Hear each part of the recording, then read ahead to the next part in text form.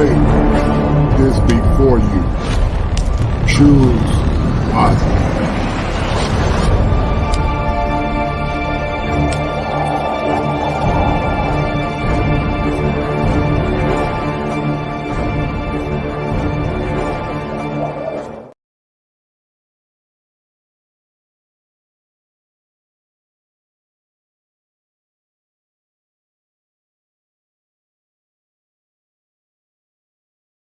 Black, and I don't. Wow. I really don't. I don't wish luck to racists. Oh, I'm not racist. Yes you are. Yes you are, Nick. Yeah, I am a little bit racist. And the Italians, we do not claim you. Oh, hey, the Italians don't claim you. You're the one dating a black guy. I'm not going to beat around the bush for this conversation. I'm going to get straight to the point. Pearl, you f***ed up.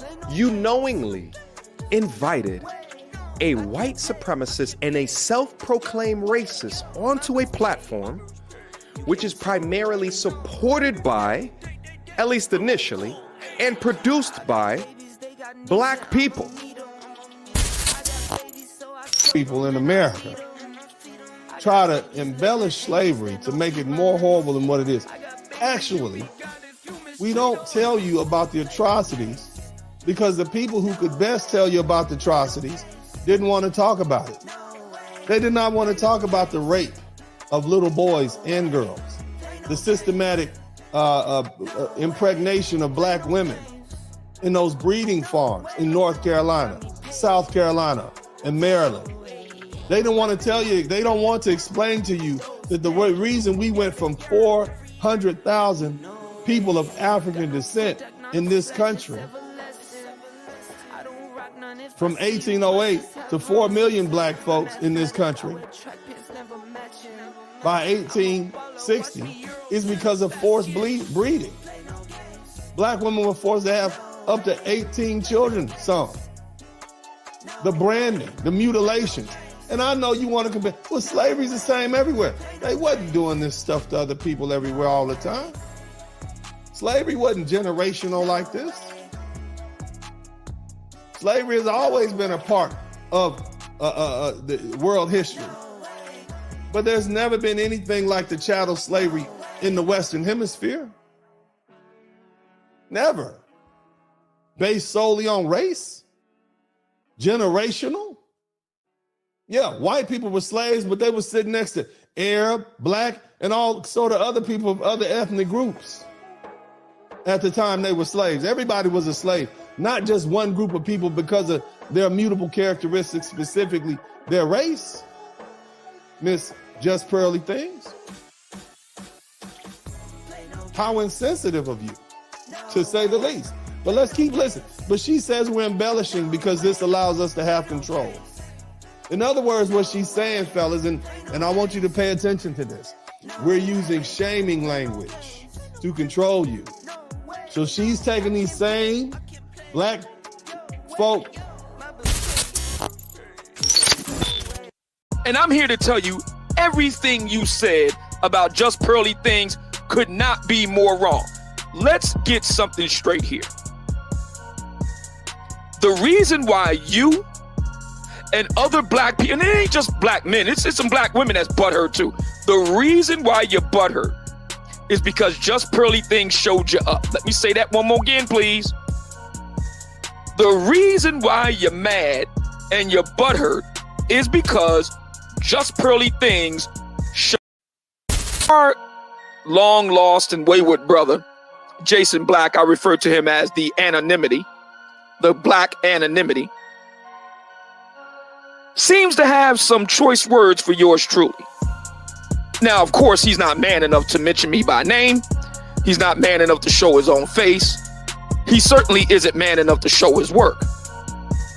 But he has so much to say about me and about the work of other people, particularly women. And here I'm speaking of the one Miss Just Pearly Things. Now, let me say this.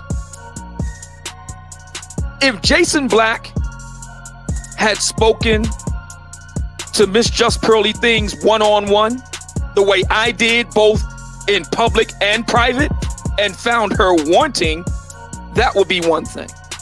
Fair enough. He had done his research.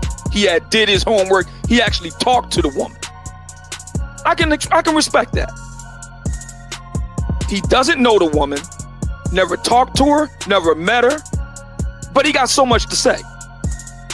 And this is a pattern with Mr. Jason Black, among a great many other things.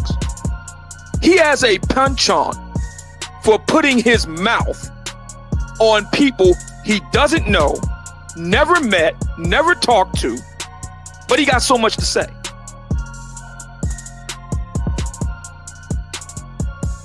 So since Mr. Black, the Black anonymity, has so much to say on the matter,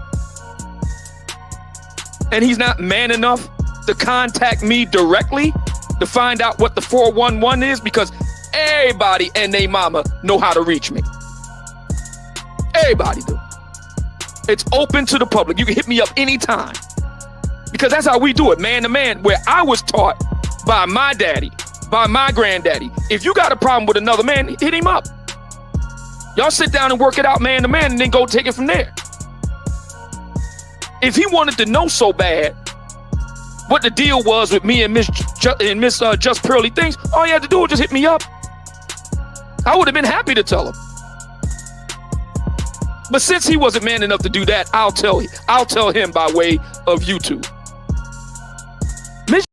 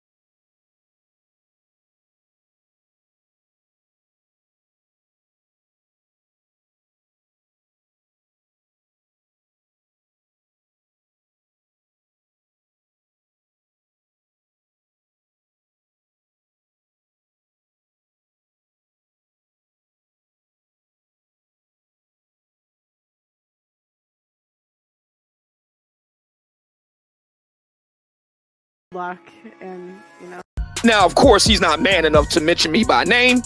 He's not man enough to show his own face. He certainly isn't man enough to show his work. But he has so much to say about me and about the work of other people, particularly women. And here I'm speaking of the one Miss Just Pearly Things. Now, let me say this. If Jason Black had spoken to Miss Just Pearly Things one-on-one, the way I did, both in public and private, and found her wanting, that would be one thing. Fair enough. He had done his research. He had did his homework. He actually talked to the woman. I can respect that.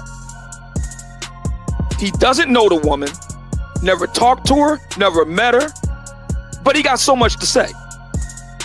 And this is a pattern with Mr. Jason Black, among a great many other things. He has a penchant for putting his mouth on people he doesn't know, never met, never talked to, but he got so much to say.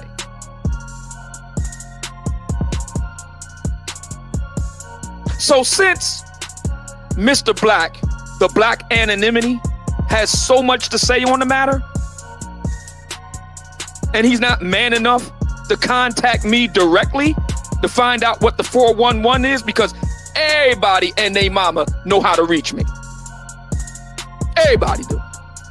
It's open to the public. You can hit me up anytime, because that's how we do it, man to man, where I was taught by my daddy, by my granddaddy. If you got a problem with another man, hit him up.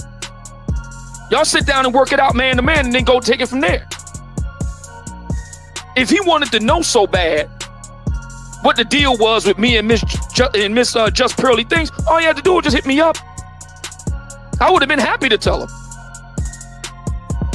But since he wasn't man enough to do that, I'll tell him by way of YouTube. Miss Just Pearly Things came to me, Jason Black. I didn't go crawling to her. I didn't go putting my face in her behind a brown nose. No. She came to me in my chat room while we were having a conversation about her last fall. And I was elated that she showed up in my chat room. I reached out to her. Sound familiar? I reached out to her and invited her to come on my show. Now, she didn't have to do that. She did not have to come on my show on London time in the middle of the night over where she's at and sit up there for several hours to be interviewed.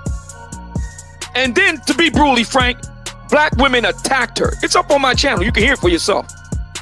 The one-on-one interview I did with Just Pearly Things. I then subsequently spoke to Just Pearly Things after the interview. It was on Election Day 2022. First Tuesday in November. We did the interview Halloween night. Her and I had a private one-on-one discussion. The contents of that discussion I will not divulge because that was private off the mic. But I will say this. Everything you said about her, wrong, wrong, wrong. Just flat out wrong. How do I know it's wrong? Because I talked to her privately one-on-one. That's how. See, people who know me, who know the old man, people who know me, know that I do my homework.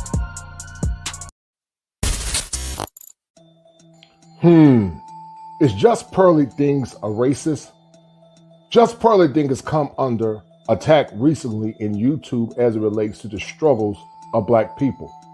Many times those that may have intentions or unintended as they relate to their responses about those of the African diaspora sometimes can say and do things that we call unconscious pathologies. Just Pearly Things, not saying you're a racist, but it does look suspect.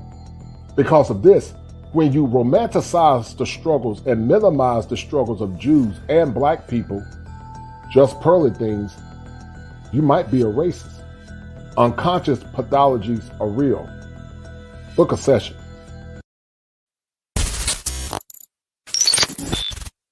And, I don't. Wow. I really don't. I don't wish the luck to racists. Oh, I'm not racist. Yes, you are. Yes, you are, Nick. Yeah, I am a little bit Yeah, racist. I know. But, listen, but it's not because I hate people. I love people. It's just, race is real. Race is real. Race is a part of us. So, hey, it is what it is. And the Italians, we do not claim you. Oh, hey, the Italians don't claim you. You're the one dating the black guy. The Italians don't claim me. They don't claim you. Oh, no, they claim me. They claim me. I don't think so. They do. Italian guys, yeah. Italians, Tell an we're Italian big, guy we're big about your lovers. affinity for black guys. That'll go over real well. Good one, Nick.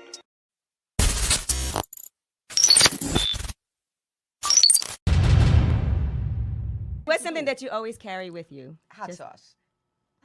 Really? Yeah. Yeah. Really? Yeah. Are you getting information right now? Hot sauce. Hot sauce in my bag, swag?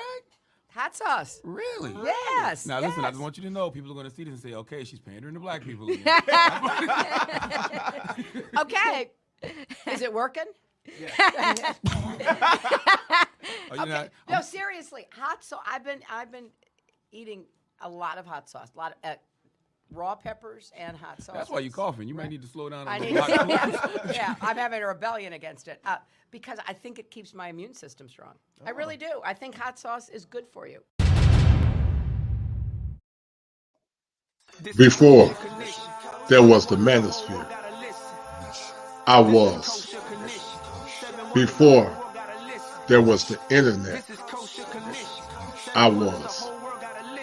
I was that Sigma male crying out in the wilderness for justice and equality for those that are downtrodden and broken, those that are voiceless. I was the kosher clinician before I was the kosher clinician on the internet. My plight and my war cry for justice and humanity is nothing fake, but I've always been kosher. And sit back and get this kosher fire.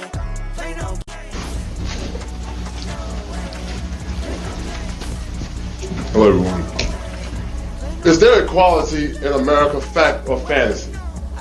First of all, I would like to salute all fellow human beings and most graciously those who are beacons of light for justice and righteousness. To vocally explain the tenets of equality, fact or fantasy, I must begin with the combination of two alphabets, I and F, which spells There's no respect of person, but gives protection to all them that fear him. So therefore I ask you this profound and non-scholastic question. If there was equality in America, will I be standing here today? You decide, fact or fantasy. All right. This is kosherclinician. 7 wonders, the whole world gotta listen. This is kosherclinician. 7 wonders, the whole world gotta listen. This is kosherclinician. Fire for your mind. Kosher clinician. If it ain't 7, it ain't kosher. Heaven and hell, that's what they told you. Real men put the strap down and we can toss them. Young heads picking back up and young dolphins. This is our culture. Now we talking kosher. Clinician, masculinity issues. Asking fathers who miss you. Mama drama don't kiss you. All a part of the ritual. This is how they get you. Separate the men, women, clipping babies pretend to. Damn. Lovers, haters, acting like vultures. If it ain't 7, it ain't kosher. If it ain't kosher, ain't right, gotta divorce us. If it ain't 7, it ain't kosher. If it ain't kosher, ain't right, gotta divorce us. If it ain't 7, it ain't kosher. If it ain't kosher, ain't right, gotta divorce us. This is kosherclinician. 7 wonders, the whole world gotta listen. This is kosherclinician. 7 wonders, the whole world gotta listen. This is kosherclinician. 7 wonders, the whole world gotta listen. This is kosherclinician. 7 wonders, the whole world gotta listen. Listen. Listen. All right, guys, we're going to have a good show on tonight or on today as we talk about this fiasco with Just Pearly Things. The question on tonight, guys, or the question on today is Just Pearly a racist? Is she spearing the unconscious pathology of racism? Do black people have selective outrage when it comes down to racism? And where do we go from here? We're going to look at all the dynamics, guys, because there are many layers to this conversation.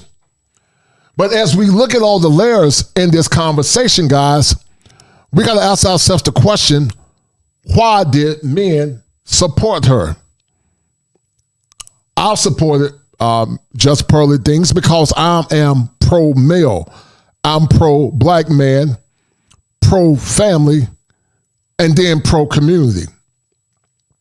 But we're going to get deep into it on tonight, guys. Get your pens and paper ready. Share this stream. Donate to the channel. Let's do it.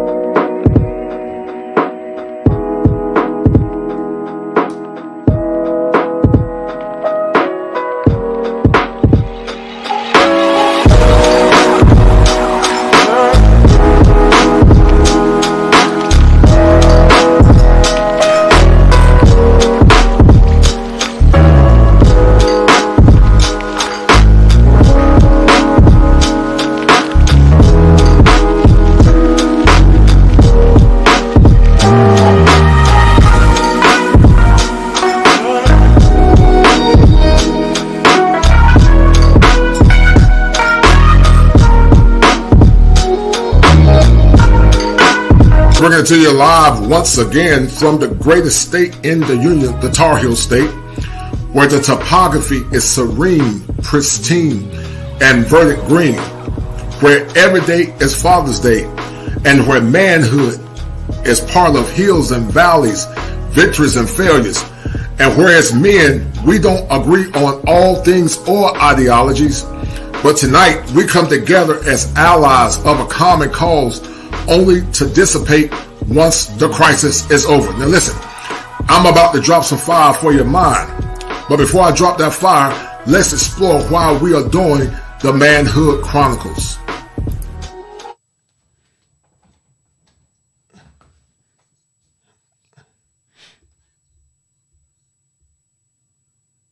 All right, guys, we're going to get deep into it. This is going to be a very time-sensitive show. This conversation has caused a lot of angst and ire to many, to the point that some are frustrated.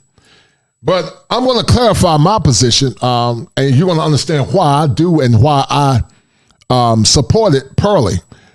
But I do believe that Pearly dropped the bag with her latest comments, and we're going to talk about it in-depthly at some point. But I am a black male advocate. I believe in the avocation of all men, white or black, but because black men's position is unique to struggle, I'm pro-black man first. And just like our ancestors, they had white people that were allies of their cause in the past. Any white person, any or whoever that becomes an ally of the struggles of black people and black men, then I will support them. But see, the hypocrisy, sadly, of some of our people is this. When the white Jews were building the Rosenwald schools in the South, did they vet those white Jews, or did they listen to what those white Jews were saying because they were building schools for black people? When white folks assisted black people during the civil rights movement, did we vet those white people, or did we align ourselves with those white people because they were helping us in our pursuits for civil rights and injustice? But see, black people, some of them, they have selective outrage. And, some of the goofballs, say, oh, these men, what are they going to say now because they side with Pearly? Yeah, I did side with Pearly. Because Pearly has some good talking points that was beneficial to black men, the black family, black community, and men in general. But unfortunately, the last comments by Pearly has caused me some level of consternation and shaking my head. And I started shaking my head because, she minimized the struggles of those of the African diaspora and also slavery. Her comments were insensitive because she didn't take in consideration the struggles of our people. But we're going to get deep into it because there's a lot of hypocrisy, sadly, in the black community. You got some women that are listening. You said y'all got animus for Pearly. But some of you women voted for policies that are antithetical to the black family. They're antithetical to the black community, and they're antithetical to black men. I am a male advocate. As I said earlier, I am a male advocate. If white men align themselves with helping me in my mission and my pursuit for justice and righteousness in this country where masculinity is under attack, then I will align myself with them. Now, I've said it before and I've said it in the past. As a licensed therapist, my mission is to help men heal from their stresses and their pain, all men. But because we live in a gynocratic culture where the culture now has more or less begun to engulf men to the point that they begin to suffer in silence, then it would be remiss of me not to speak out. As I said before a minute ago in my intro, I said, whereas men, we don't agree on all things or ideology. There are some men in the spaces that I don't agree with. There are some men in their spaces that I don't agree with. But because some of their worldviews align themselves with my worldview as it relates to the suffering and the struggle of black men, then we will come together as allies. An ally is a person that has similarities, but they don't always agree on all ideas or ideologies. And that's the problem when it comes down to why I did what I did. And I stand on it. I don't tap dance. I don't backstep. I say what I say. I mean what I mean. I have a civil coaching debate with anybody. I'm a man. Nobody tell me what to say or do. Before there was the manosphere, before there was the internet, I was kosher. I was advocating for men and boys for years. To those that talk about black community, I was there advocating for young boys. For 2 years, I worked in the mental health facility as a mental health advocate for the mental health. I did 7 years with the Department of Juvenile Justice, where I advocated for boys that were at risk, to the point I compromised my health. For 5 years, I taught school, advocating for at-risk black boys and all boys and men. So I've been doing the work. And to the people say, well, what are you doing for your community? I've been doing it. I've been doing the work. But see, the problem I have with some of these pro-blacks and some of these slow tips, they believe or talk about, community, but they have not even married black women themselves. They have not married black women. They have not aligned themselves with black people, but yet they talk about them being pro-black. They pick and choose when they want to be selective in their outrage. And that's why I say that I cannot more or less get down with some of these men in these spaces. I'm a man. I tap dance for no man.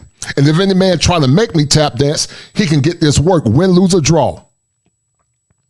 But it bothers me because Pearly was wrong in her unconscious pathology of racism. She was wrong.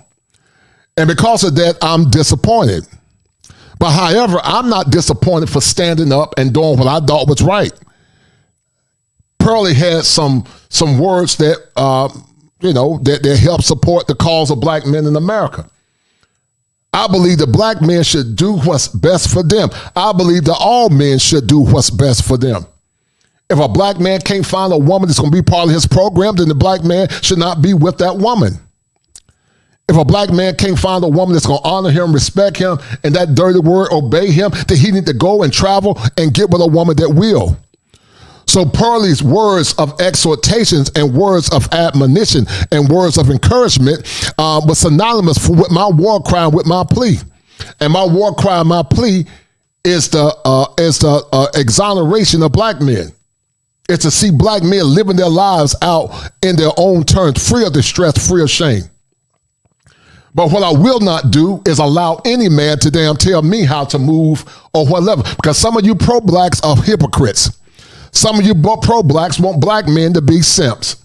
Some of you pro-blacks don't even damn believe in what you say you believe in. So therefore, I cannot align myself with all of your ideologies. You have what's called piecemeal ideology. Some of the things you say make sense, but you're not consistent. I'm consistent. That's why I showed you guys who I was in the beginning. I've been advocating for years. I didn't need nobody to tell me how to dress. I've been dressing since I was 25. I've been dapper since I was in my 20s.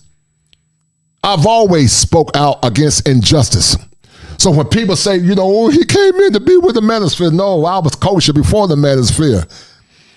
I just align myself with the manosphere because many things in the manosphere benefits me. Our struggles are the same. But there are brothers in this space where we don't agree on all things, but I do respect their mission. I do respect their war cry. But in the meantime, guys, shout out to my man, to the brother showing love on the night. Shout out to my man, Brandon Jett. Brandon Jett says, salute kosher at the kosher. This is for today's therapy. Some people in these YouTube streets need your service immediately. I totally agree with you, man. That's a and bet, that's a right? deal, That's right? a deal, right? That's a deal, right? You are 1,000,000% correct. That's a bet, right? That's a deal, right? That's a deal, right? And then also shout out to Gregory, Scotland.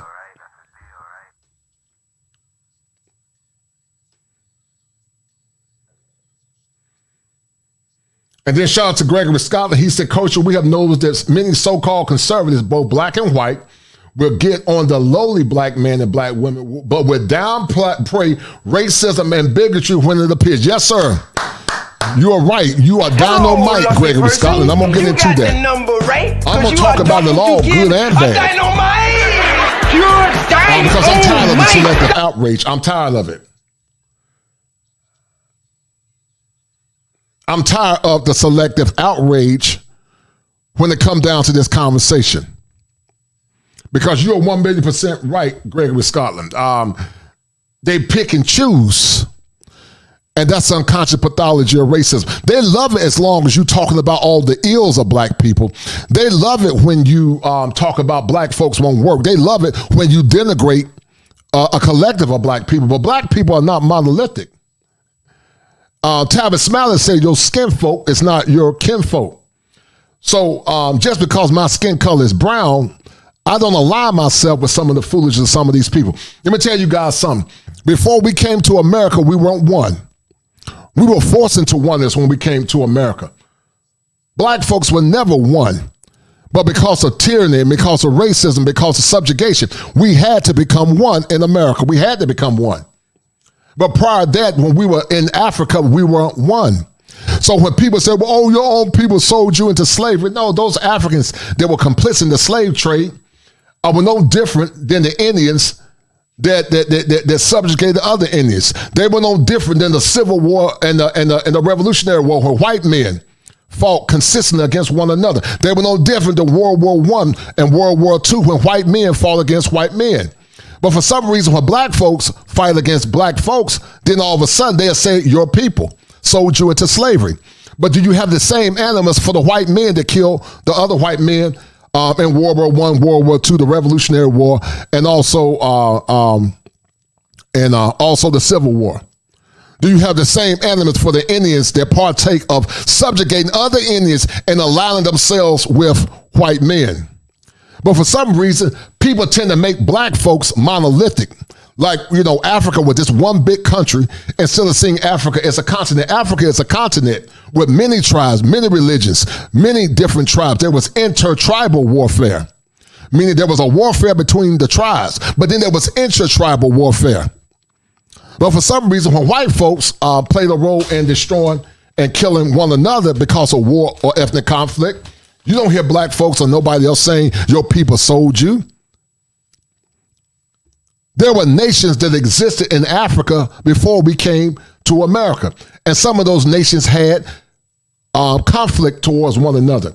But it had nothing to do with being black. The word or the concept black is a social construct. There's no such thing as race. There was no talking of race. That's why when you talk with other blacks from other nationalities, when you ask them, are you black? They look at you like you stupid. What do you call me black? They'll say I'm Nigerian.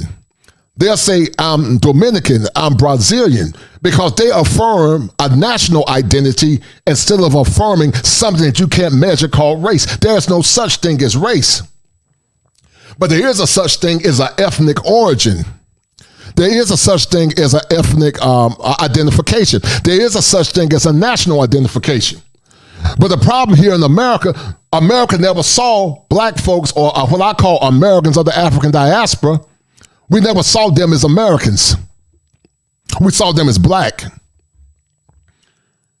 We decimated the importance of black folks, and we saw them as black instead of seeing them as descendants or Americans of the African diaspora. We were never seen as Americans. We were seen as 3/5 human. We were seen as shallow or animals. That's why chattel slavery was such a detriment to the soul and the mind and the spirits of those from the diaspora.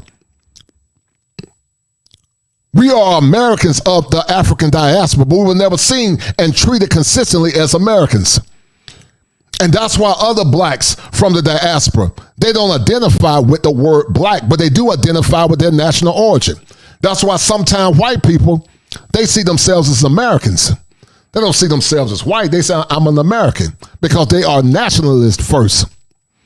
But sadly, we were the servants of nationalism instead of being seen as humans of the nationalistic cause.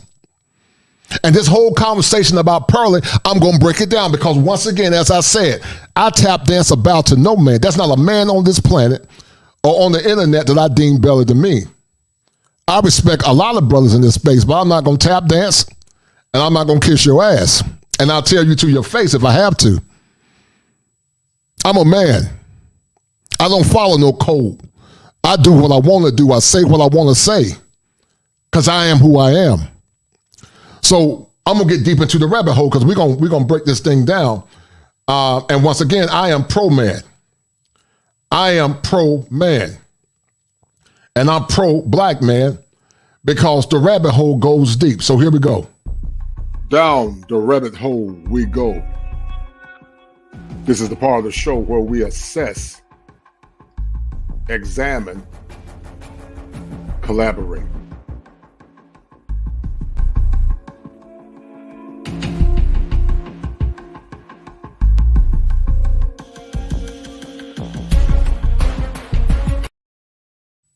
All right, guys, we're going to get deep into it because we're going to go down this rabbit hole and we're going to explore all the consternation associated with Just Pearly Things. Just Pearly Things recently did apologize. She did apologize. But before we get into her apology, we're going to see why she had to apologize and why Pearly perhaps had an unconscious pathology of racism. Do I think Pearly is a bona fide racist? I don't know. But does Pearly have some unconscious motivations like some white conservatives when it comes down to black people? Yes. Some of my friends are white conservatives, but some of these white conservatives have some unconscious pathologies with racism or prejudice. Because racism is a form of prejudice. The word prejudge means to judge somebody. That's all it means. You can't be prejudiced towards anything or anyone. And that prejudice turns to racism. So maybe she's prejudiced. Maybe she's not a bona fide racist. One of the fallacies that people assume is that because a person talked with a black person or have relations with a black person, they're not racist, but that's a myth. And we're going to get deep into it on tonight. So, guys, do me a favor, share the stream. We're going to have a good show on tonight. And we're going to get into it. Yes, she did have an apology video mail. She did. Some got mad at her for apologizing, but Pearl's comments were insensitive, and Pearl's comments were reckless and messy. But once again, I don't know if she's a bona fide racist, but she might have some unconscious pathologies associated with it. As I said before early, I associated with Pearl because Pearl aligned herself with traditionalism. She aligned herself with black men, and she aligned herself with men in general in the West because of the injustices. So therefore, that's why I aligned myself with Pearl, and I stand on that. No different than our ancestors aligned themselves with white people that were allies of civil rights and civil justice. Did we vet those white people? No. We just went by their actions. So we're going to get deep into it, guys. We're going to get deep into it. So let me pull this up, and let's get into have a conversation about this, and we're going to see why so many people are frustrated with Just Pearly Things. And, I don't. Wow. I really don't. I don't wish luck to racists. Oh. And this is from MTR. MTR more or less gave his position about this matter. Hold tight.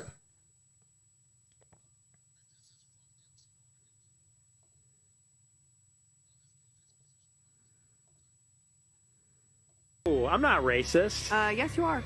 Yes, you are, Nick. Yeah, I am a little bit racist. And the Italians, we do not claim you. Oh, hey, the Italians don't claim you. You're the one dating a black guy. I'm not going to beat around the bush for this conversation, and I'm going to get straight to the point. Pearl, you f***ed up. You knowingly invited a white supremacist and a self-proclaimed racist onto a platform which is primarily supported by, at least initially, and produced by black people. This comes across as insensitive to downright nasty. And I want to be clear, it's not just inviting said person to the conversation that's upsetting, because conversations with people who don't agree with each other or don't agree with a particular position, if done in a healthy way, can promote civil discourse. But your up was to not only not defend the people who help create the content on your platform, but to also push a narrative that is insensitive and damaging to those very same people. Pearl, you know that your staff is mostly black people, and I'm talking about from a production perspective as well as a talent perspective. You also know that the majority of your content utilizes black people talking about black relationship issues. You could have had black people sitting in the same room with this person in order to combat some of the... And God, that goes back to a condition called the minimization of the suffering and the atrocities of black people. That's called the minimization. But see, guys, here's the problem with all the selective rage and the outcry. Here's the selective outrage. I'm convinced that you cannot have a black community or any community without black men being leaders. I'm convinced that you can't have a nation without black men being in their rightful place. White men as well, because we are Americans. But see, some of the women that got animus towards Pearly, they don't want to give up the power to the throne. Because see, black folks historically, some of us, not all, but some of us, we just want pearly things. We want pearly things. We want tokens of power. But we don't want real power, because real power is having family. We just want pearly things. Black folks consistently want pearly things. Y'all got beef for pearly, but y'all want pearly things yourselves. Y'all want tokens associated with being black. Y'all want the tokens for the government. Some of y'all. Y'all want tokens from the Democratic plantation. Some of y'all.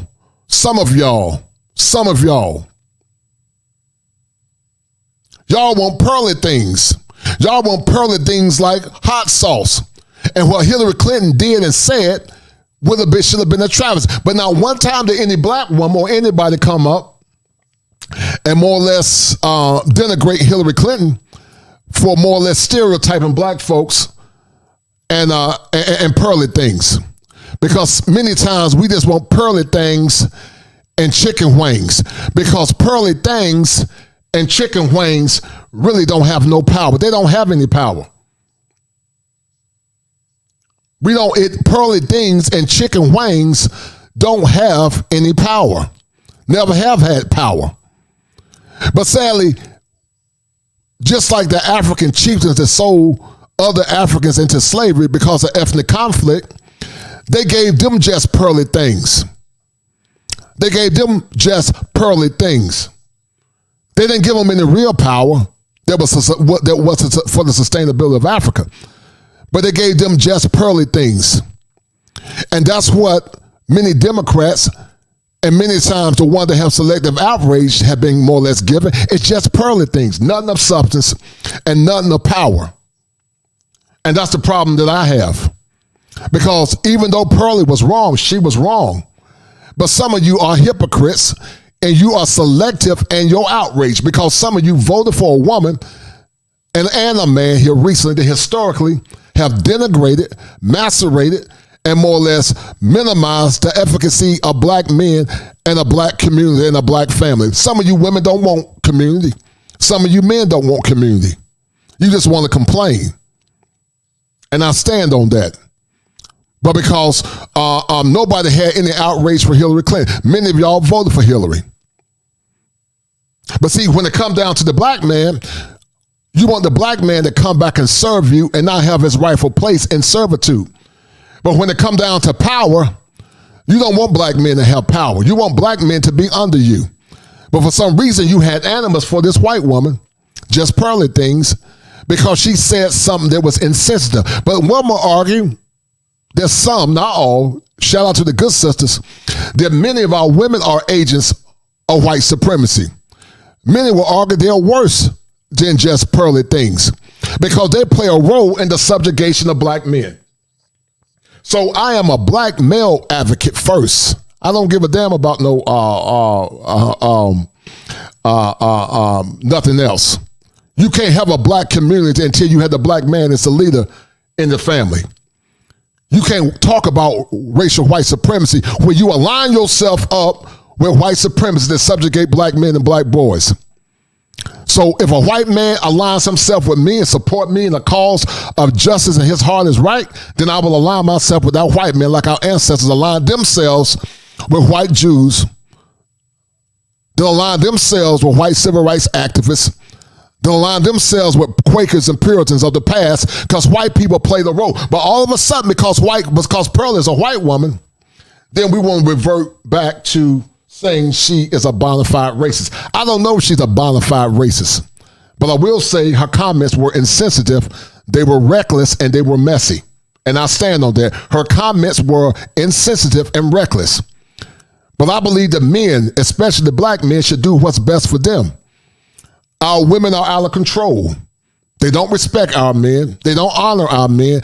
They don't aggrandize our men. Our women, some of them, not all of our women, but some of our women just want pearly things. They want power. They want to talk about chucks and pearls. This last election, they were so enamored with chucks and pearls, then they were enamored about the black family and the black community. And as Bishop Charles E. Williams said, y'all ain't gonna talk to me.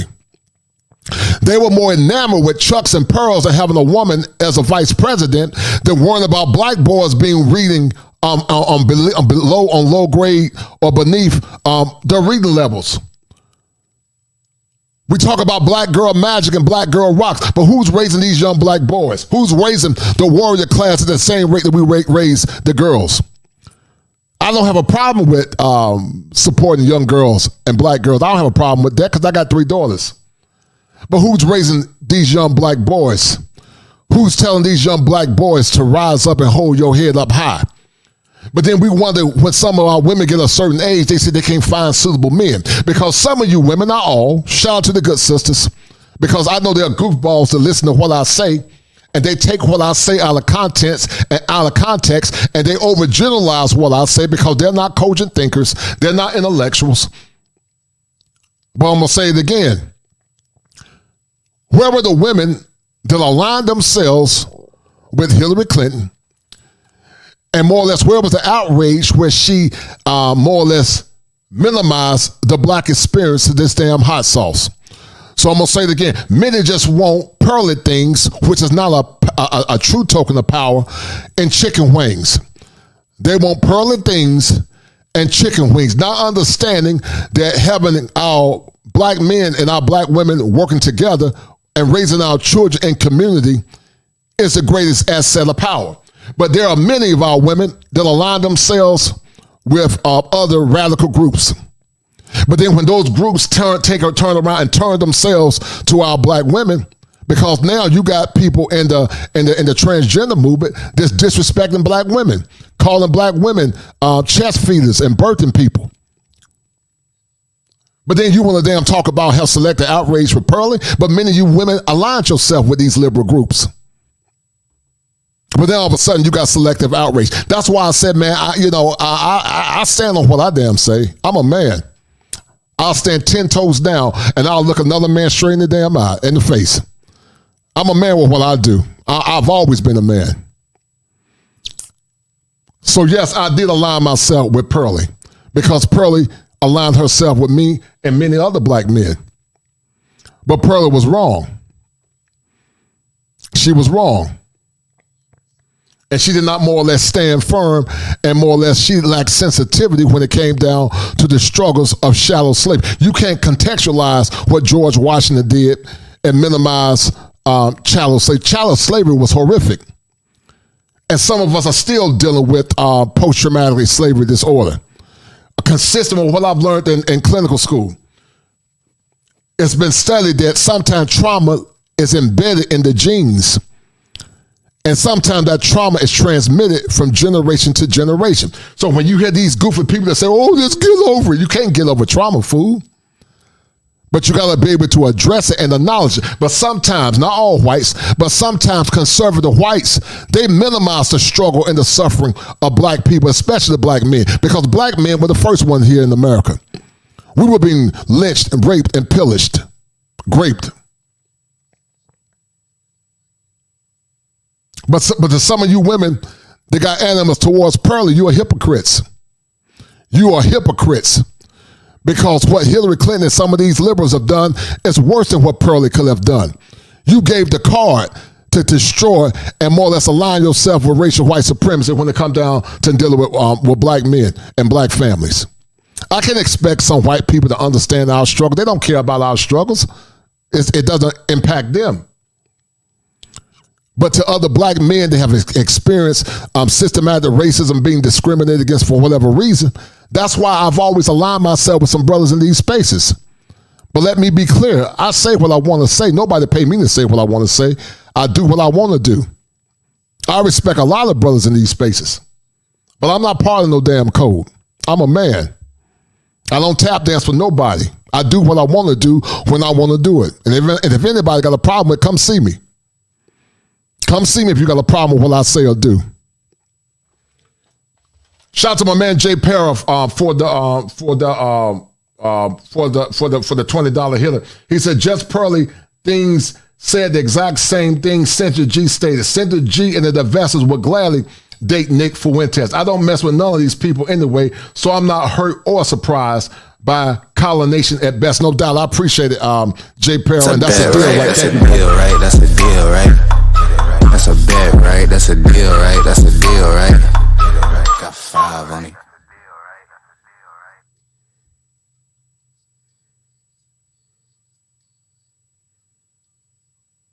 Shout out to my man MC Recovering Wellness. He said, just got out of church. Here's my building fund fee. Casey Love, historical fact. No doubt, man. Much love and blessings. Hello, lucky and that's person. A deal, right? I appreciate you got it. the number right, because you are MC starting to Recovering get a dynamite. Pure dynamite.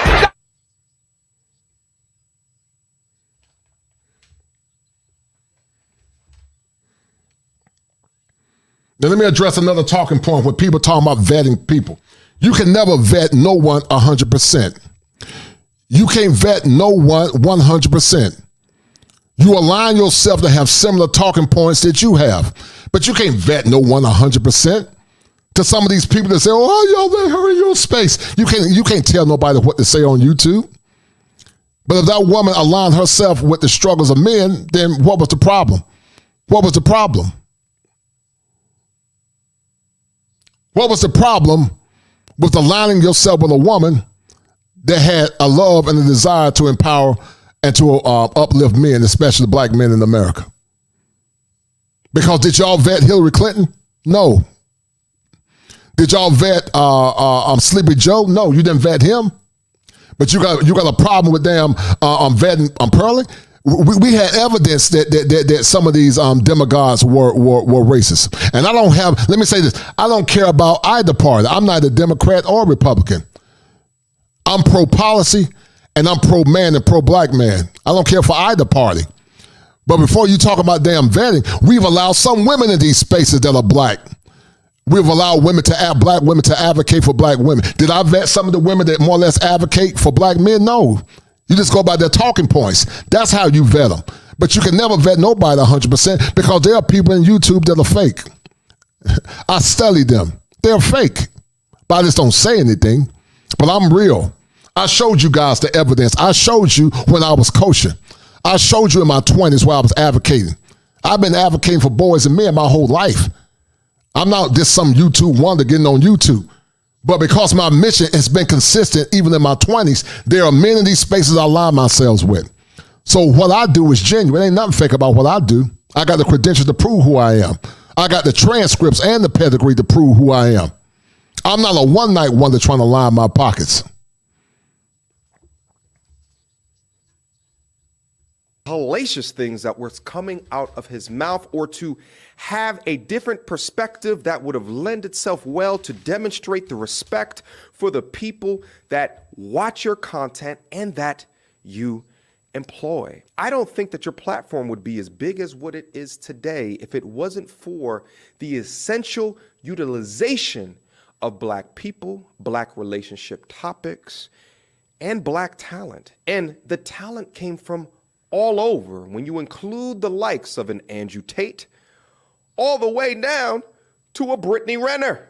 And even from a content creator perspective, from me to a Melanie King. Now let me say something. MTR is correct. Just Pearly, her content has not always been consistent, just using black people or black talking points, but she have used blacks to help enhance her program or to enhance her platform. But Pearly has a myriad of different people. She has a barrage of different people from different backgrounds. Because I'm going to be fair about the matter.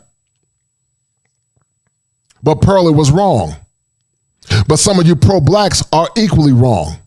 Because unless some of you pro-blacks married the women that you say you damn love, you can't say nothing. I got a black woman, been married for 27 years, been foots down, more or less advocating in the black community.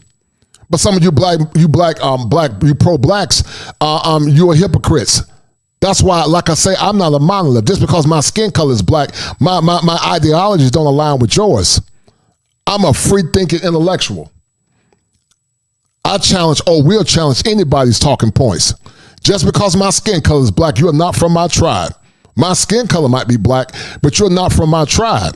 Because in Africa, some of y'all want up the same tribe.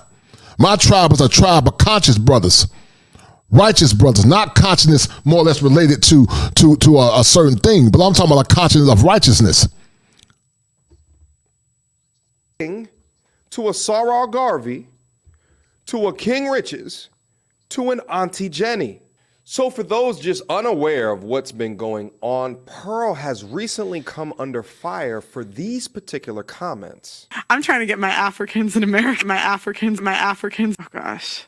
Oh boy. They're gonna be in trouble. This sounds similar to the slavery stuff too, because that's literally the founder of, or the guy who made Roots said, I wanted a myth for my people to live by. And this is where Pearly dropped the ball. She was grossly ignorant in her minimization of chattel slavery. Chattel slavery was the worst type of slavery ever impacted upon people. There's a difference in slavery as it relates to manumission, meaning you serve it 7 years and you move on. But black folks were seen as 3/5 human. We were destroyed mentally. We were treated worse than animals. And for her to use Alex Haley as a way to justify her position, in my opinion, was reckless and irresponsible and lacked clarity and also lacked wisdom. So she was wrong in that particular purview. So they often, but that's what they do, is they embellish.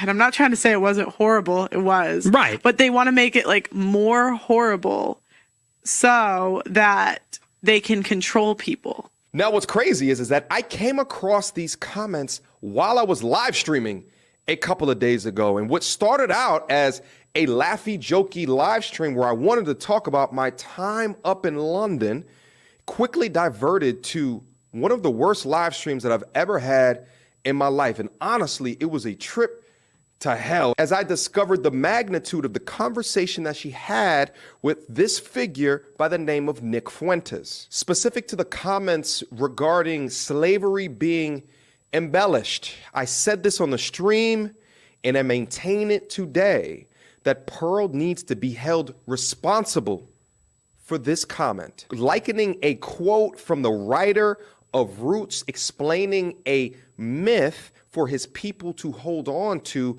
does not negate the documented history of the atrocities that happened to black people. And I'd argue that Roots was a light depiction of the savagery that my forefathers had to go through to ensure that I would be here today. But let me explain a little bit further how thoroughly. And I agree with MTR. I agree with MTR 100%. Roots was a light depiction.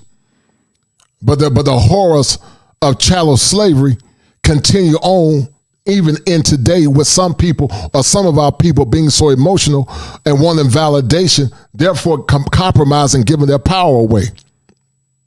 As I said before earlier, I got some friends that are white conservatives. But some white conservatives are no different than some of these radical white liberals because they minimize the struggle and the experience. They always say, get over it. They always say, they always have a level of, it's really not a big deal. And I take great umbrage with that.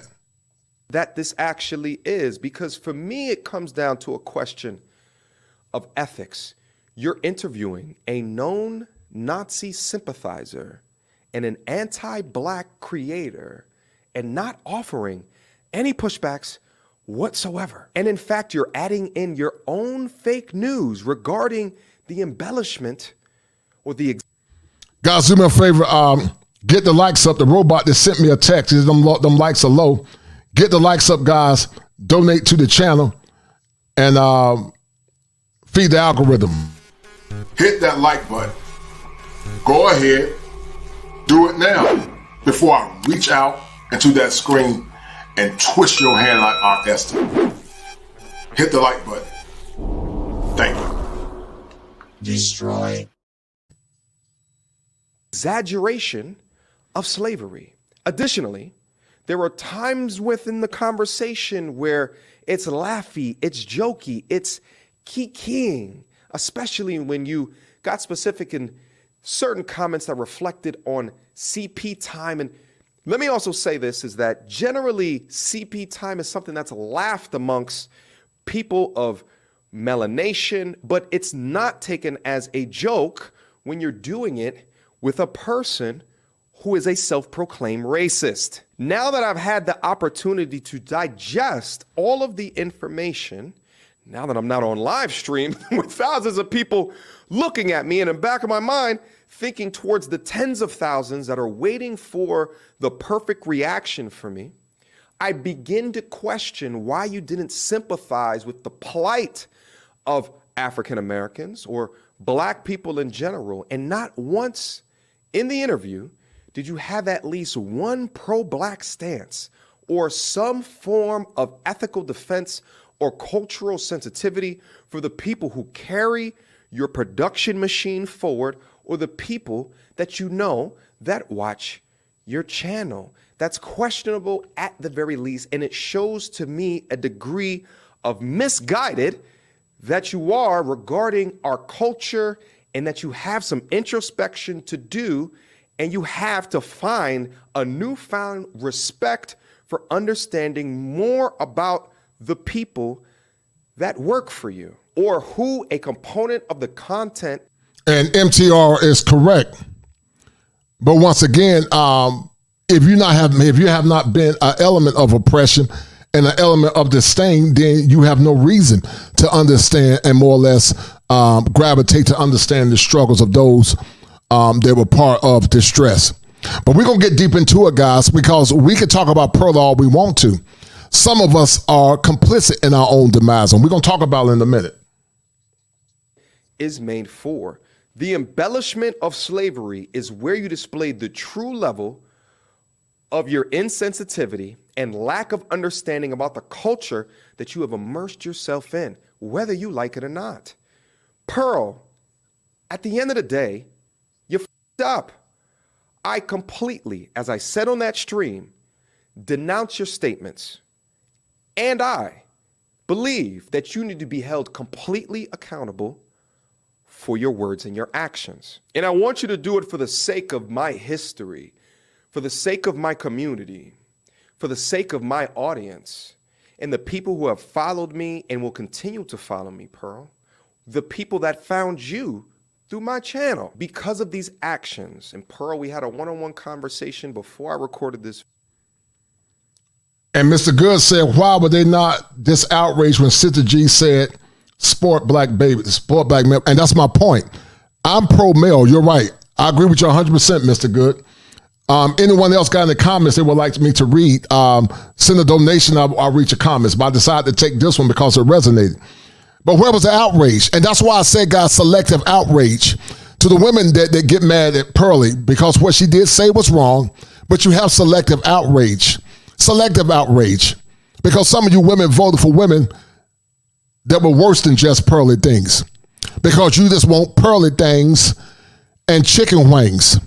You want the token of power or the mirage of power, but you don't want true power, which is the Black family and the Black community.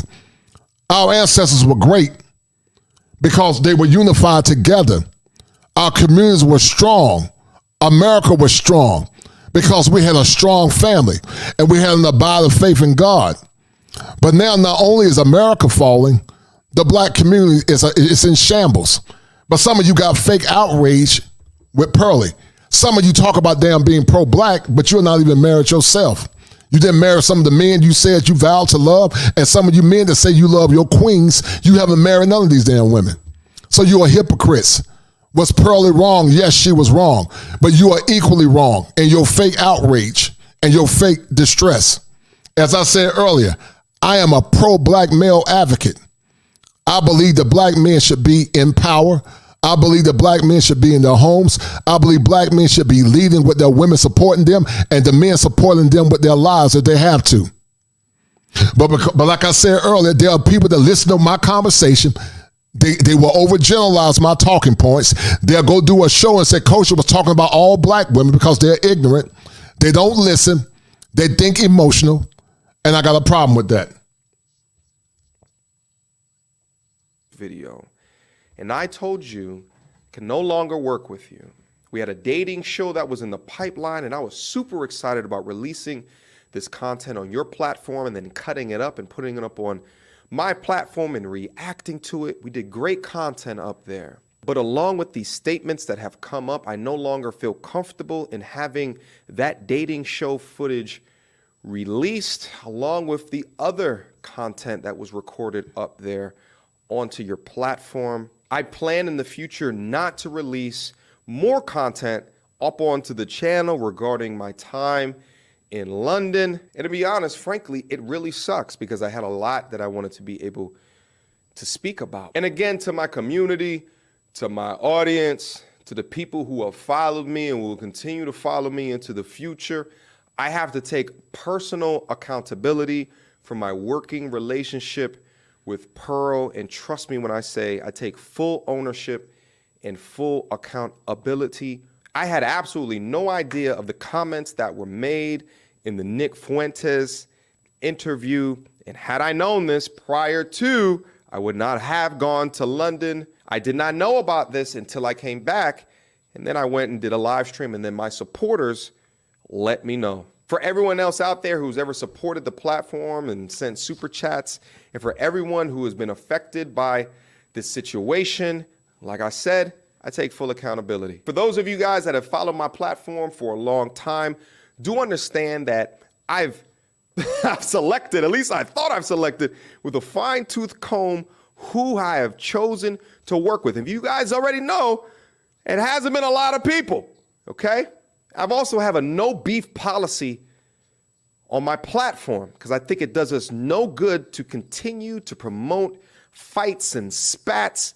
I'm all about delivering value at the end of the day. But as a man in this space, I got to take full ownership and full accountability. And along with my accountability, this is now my definitive stance. I can no longer support or associate myself with the Just Pearly Things platform. And for those who still wish to continue to support voices of women that are down into the space who agree with the particular message that we put up on Jump Street, I want you guys to go check out and follow the following female content creators. All right, I got a list of their names right here. Don't want to forget anybody. Chantel Simone, The Crimson Cure, Danica Marie, Six the Goddess, Melanie King, and of course, Shahrazad Ali. Questions, comments, concerns? Now here's my point of contention. If this space is mostly for the advocacy of men, then we can also make the same argument. Why do we allow women in this space? Why do we allow women to align themselves with a group that's mostly for the fortification of black men and all men, to say the least? So once again, I have no problems, or did not have a problem with allowing Pearly to come in and speak on the behalf of black men. I didn't have a problem with it. But once again, the problem is this. Her comments indicted her. That's what the problem was. Her comment indicted her. And once again, as I said earlier, if a white woman or black woman or any ethnic group of woman like Filipina P decides to align herself with black men and the black struggle, I would accept her as well. But as I said earlier, you cannot vet no person 100%. You cannot vet nobody 100%. Y'all already know what to do. Mediocre tutorials and reviews at gmail.com. What you guys think about this particular conversation? Leave your comments down below. I want to hear what you guys have to say. Until next time, YouTube. I wish you luck, and I don't. Wow. I really don't. I don't wish luck to racists. Oh, I'm not racist. Yes, you are. Yes, you are, Nick. Yeah, I am a little bit racist. I know. But listen, but it's not because I hate people. I love people. It's just race is real. Race is real. Race is a part of us. So, hey, it is what it is. And the Italians, we do not claim you. Oh, hey, the Italians don't claim you. You're the one dating a black guy. The Italians don't claim me. They don't claim you. Oh, no, they claim me. They claim me. I don't think so. They do. Italian guys, yeah. Italians, Tell an Italian guy about your lovers. affinity for black guys. That'll go over real well. Good one, Nick. Maybe some brajol. There's some Italian No, for but you. I will make my black boyfriend some of that. Ugh. Sensitive and tune yourselves out. I know, because I'm about to hurt your feelings. Nevertheless. And this conversation is important. Shout out to Dennis Sperling. He made some good points. And Dennis made some very good points, but I'm going to say this. I'm not saying Dennis is pro-black. I just think Dennis believes in the fortification of black men. He's an advocate for black men. He said that consistently. But I'm going to challenge not Dennis talking points per se, but I'm going to talk about the hypocrisy, sadly, of many pro-blacks. Here's a hypocrisy, in my opinion. They embrace static blackness. Some of them embrace static blackness. What is static blackness?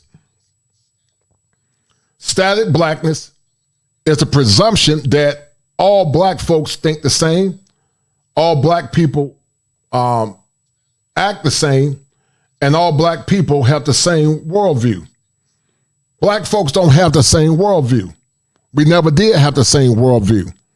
But just because your skin color is black does not mean that you agree on all the ideologies associated with being black. That's static blackness. But see, the problem that pro-blacks have, and many times they have attacked black men in these black spaces, they assume just because you're black that you're supposed to align yourself with their ideology. But no, most men in these spaces are pro-black man first. We're pro-man first. And then we will align ourselves with any concepts around blackness. The problem with a lot of men that are pro-black, they are simps. Many of their women have been indoctrinated by liberalism.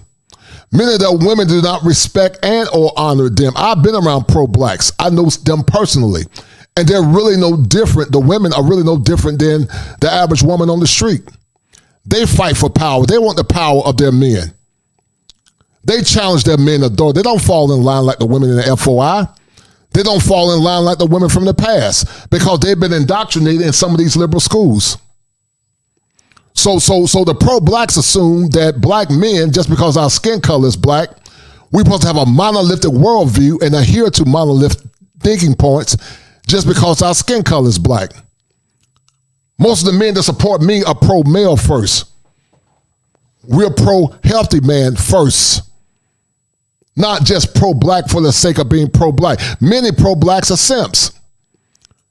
Many of them were raised by their mothers. And not to denigrate a kid or a man raised in a single-parent home, many times they have a condition called over-identification. They over-identify with their mothers. They don't identify with masculinity and masculine principles. And that's a problem.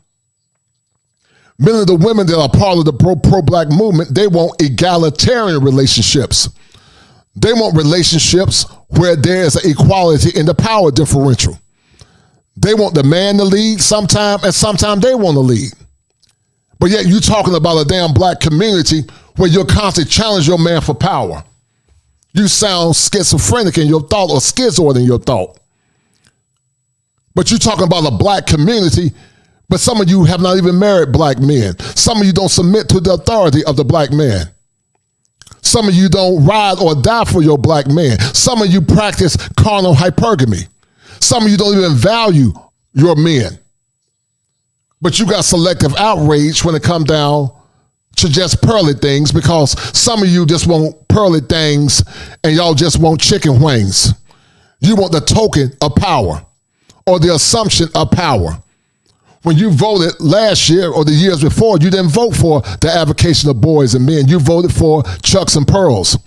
You voted for women being in charge. You wanted the symbol of power in Kamala Harris. And that's a problem, because if you truly believe in the advocacy of family, then you would have voted for policies, not politicians. You would have voted for policies. Policies that are consistent with building a vibrant black community from the past. But sadly, many of you women are exploitative and you practice carnal hypergamy.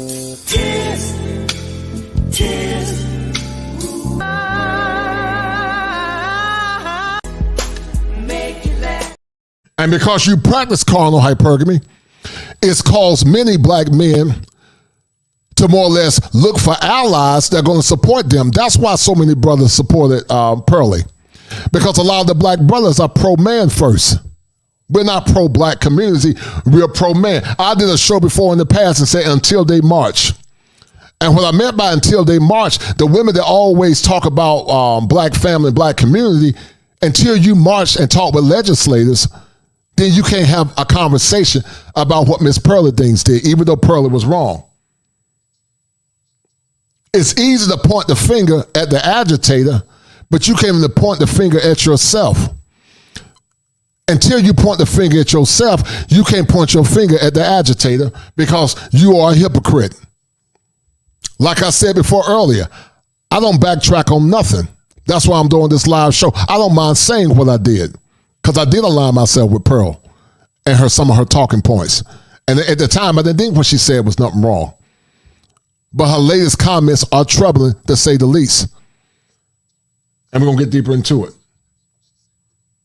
Yes, black men, if you didn't support this mayonnaise princess and her channel, it would have died a long time ago. She doesn't even believe or understand with any depth half of the things that she says. How do I know this? Because I'm a professional at listening to people. And what I know is she can't elaborate her points properly. You can see. Now, Uncle D said something that where I partially agree with him. He was saying that there are a lot of black men that more or less supported Pearly because they got mother issues or they want validation for white women. I think that's partially true. Is there some truth in what Dennis is saying? Yes. But I didn't support Pearly because I got no mother issues or any kind of issues. I supported her because my mission is about male advocacy. And that's why other brothers support her. That's probably why Obsidian support her. And I'm looking forward to hearing his response to Miss Pearly Things or Just Pearly Things. Are there some men that supported her because they have mama issues and they want white validation? Yes. But it would be unfair to overgeneralize or generalize all men in that category. That would be unfair and irresponsible, to say the least.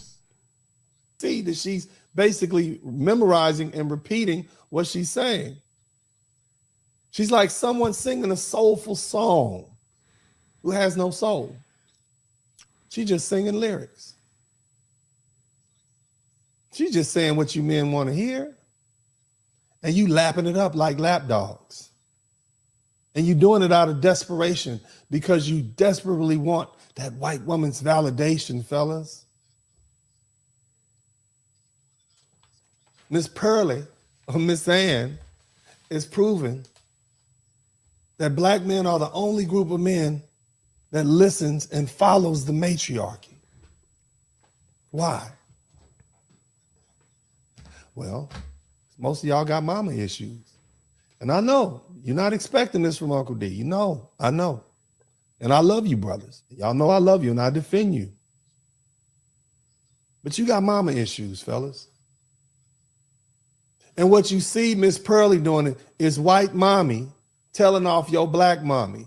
It's more like when you have a white elementary school teacher or counselor who calls your mother to her office and tells her about how she's treating you while you sitting back there with your mayonnaise and Swiss cheese sandwich on white bread with no crust, rocking your head and shoulders back and forth like this, as that white teacher tells your mommy how you supposed to be treated. A lot of you black men have seen that conversation and you waiting for it. You waiting for it to take place. It's that conversation that takes place in the school system or between your black mother and the social worker, saying things that you're afraid to say. This conversation is also followed by, don't tell them white folks what I do in my house. Next time you do, I'm going to whoop your ass. Y'all know what I'm talking about. You know damn well what I'm talking about, brothers. Y'all made this white woman. Y'all empowered her. Y'all gave her your stamp of approval because you want white mommy to whoop up on your black mommy because she can't resist white mommy. And another thing, brothers, I'm mean. I'm very mean. I'm a very mean man. I can be kind to cats and old people, but for the most part, I'm very mean, but I'm not angry. Unfortunately, brothers, a lot of you black men are angry with black women. So angry that you will let a white person come in and disrespect black women and the whole culture as long as she shares the same disdain that you have for black women. Again, most of you brothers got mother issues that you didn't get the proper nurturing or protection from your mother while you were still young. And that's a perspective from Dennis Sperling. Shout out to him. But once again, guys, some of these so-called pro-blacks, they have selective outrage, as I said earlier. They have, or more or less support the unconscious pathology of racism. And we're going to go to Pearly's, to her, how can I say it? We're going to go to her apology that she recently had here recently. So let's go and listen to this and check this out. Hold tight.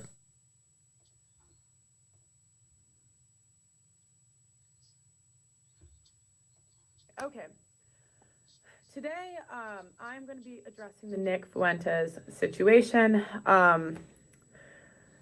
Yeah, I know why you guys are here. Okay.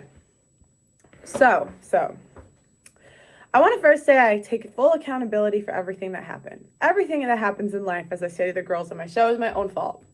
The fact that people are making these videos is my own fault. And the situation that I'm in is my own fault. Now, I'm going to give you guys an explanation and give you guys context for some of the conversations that were had. Just know it's not an excuse. It's my own fault. I take full accountability for everything that happened. Okay. So, but I'm going to answer questions that people have brought my way. So the first thing is, why did you have Nick on? So, the reasoning behind having Nick Fuentes on was because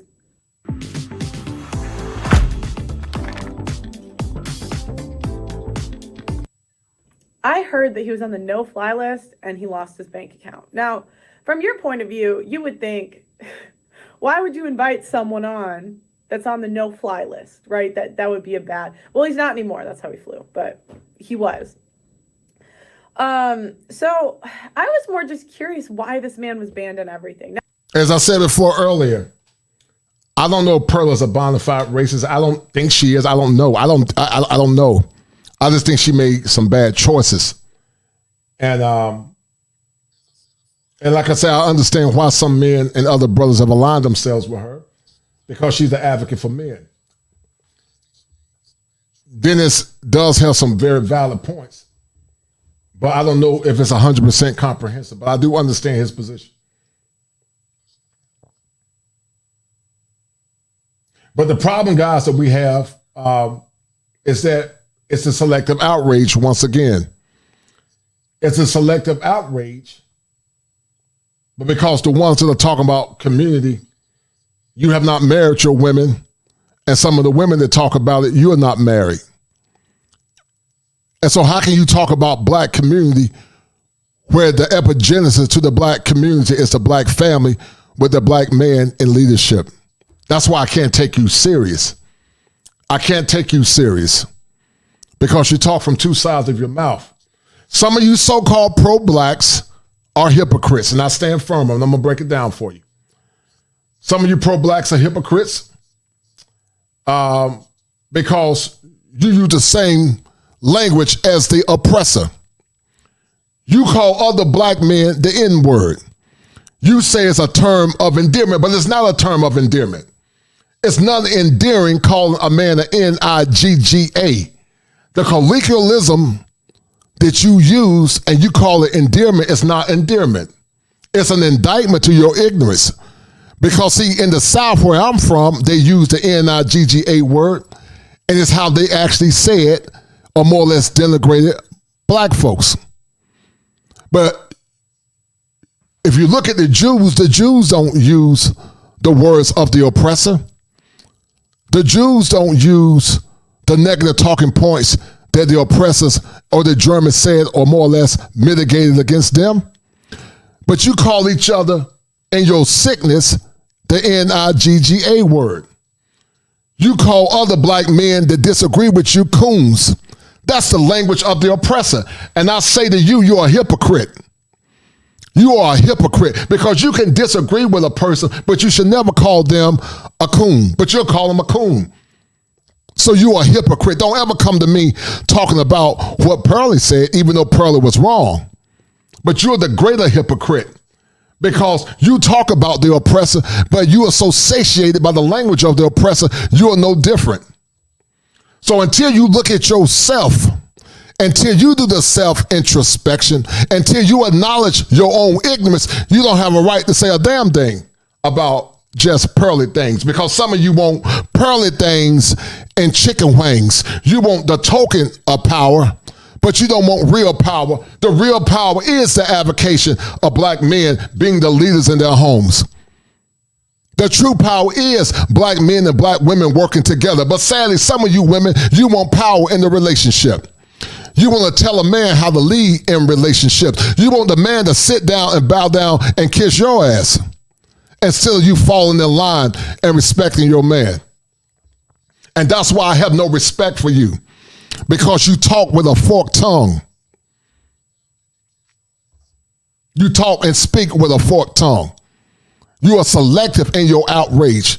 And some of you pro-blacks are equally wrong. You have not married black women. You don't even have a black wife.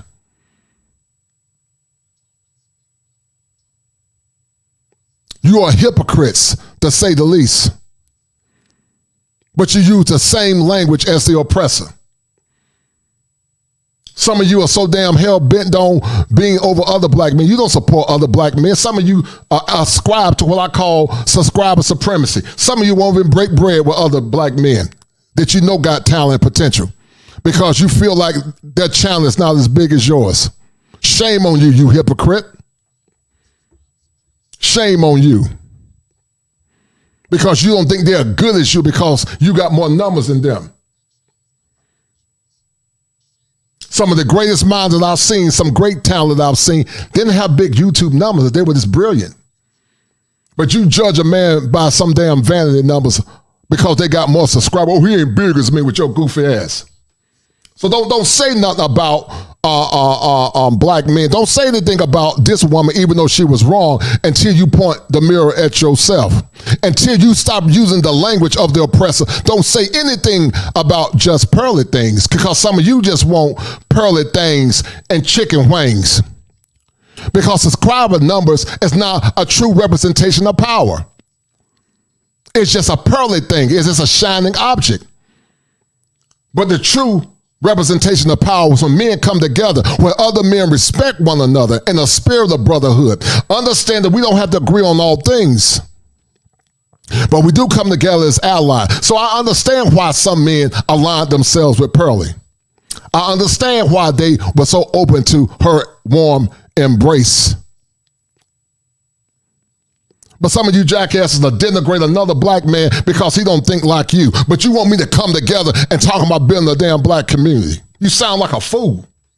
I don't bow to nobody. I don't tap dance to nobody. I'm a self-made man. My credentials speak for itself. If you ever think I'm about a tap dance, you got me confused. I'm a warrior. Always have been a warrior and will die a warrior.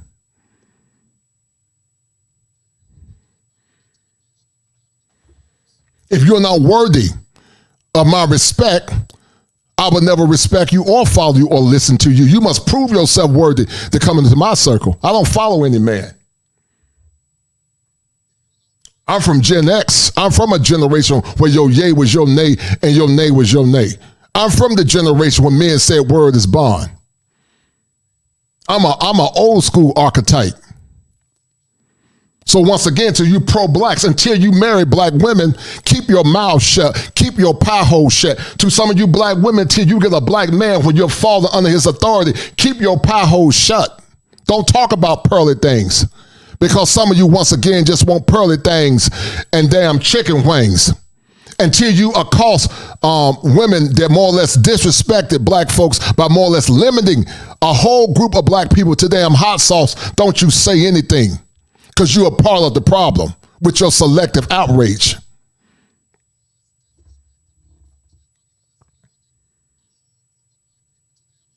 But like I say, I see a current trend. When it comes down to the subjugation of black men and boys, you don't give a damn. You only have selective outrage where you see a white woman more or less threatening your power or taking your power. Because it's about power. It's about power. It's always been about power. Because consistent with theology, it said that she will have a desire for her husband, but he will rule over her. And some of you don't want to be on the authority of your husbands. You want to tell your man how to lead. There are some good men that are listening to what I'm saying. You make good money. You're a hard-working blue-collar man. You're a hard-working white-collar man. But you can't get a modicum of respect. You can't get a modicum of cooperation, but you get mad at men traveling abroad getting wild. You get mad at men that say, now I'm going to become a passport, bro, because you have not conditioned yourself to fall under the authority of a masculine man. So don't you say anything about just pearly things, because you just want pearly things and damn chicken wings. Because as I said earlier, you use the language of the oppressor. You know who you are. You call other brothers N-I-G-G-A word, talking about that's a damn term of endearment. It's not a term of endearment. If you can point to any other group of people that have been oppressed and they don't use no damn endearment language, no damn of their oppressors, when you finally let me know, and I will concede and say I'm sorry. Some of you goofballs, as I said earlier, call other black men coons. You call other black folks coons that don't agree with you. But you sit on your ass talking about our black community and goddamn selective outrage. You sound like a fool. You sound like a fool, and I said so. And I'll stand 10 toes down to your face and tell you in your face, you are a fool. And you are a hypocrite. But I always want to be in the center of victimhood. You want to be the victim. You love being the victim. But you can never rise above the morass until you do the self-introspection. One of the greatest culprits in therapy is not to be in denial. And some of you are in denial about your own pathology. So some of you pro-blacks, keep your mouth shut until you do the work yourself. Until you stop using the language of the oppressor, you have nothing to say to me or no other man. You have nothing to say even to Just Pearly. You have nothing to say to her. Because you are no different. Because you are taking on the language and the nomenclature and the thought process of the men that you say they have oppressed you. You get mad at the white man when he used the same words that you use towards one another. Because you have internalized hate. You see yourselves as less than. And anytime somebody try to come and damn correct you, anytime somebody come and damn try to correct you, you got a problem with it. So you want to pick and choose your pathology. You want to pick and choose your struggle. Once again, to the pro-blacks, where's your wife? Once again, to the pro-blacks, why are you having a bunch of children out of wedlock? Once again, to the pro-blacks, what have you done as it relates to empowering other black men? Because this white woman has done it. But how have you done it consistently? Or do you just want pearly damn things and chicken wings?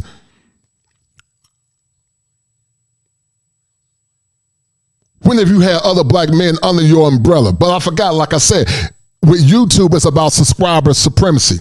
If your numbers ain't big enough, then I can't associate with you, which is goofy as hell. Extremely goofy. When I ever get to that crescendo, I'm not going to forget smaller channels. I'm not going to forget them. If they got a good message, I'm going to bring them along with me. But once again, you want pearly things and damn chicken wings, which is not a real proof of power. Some of you pro-blacks want black men to be simps. You want black men to fall and accept mediocrity. But our ancestors never accepted mediocrity. Our black men never accepted mediocrity in the past. You will tell black men to come back and marry some of these women that got 5 and 6 kids by different men.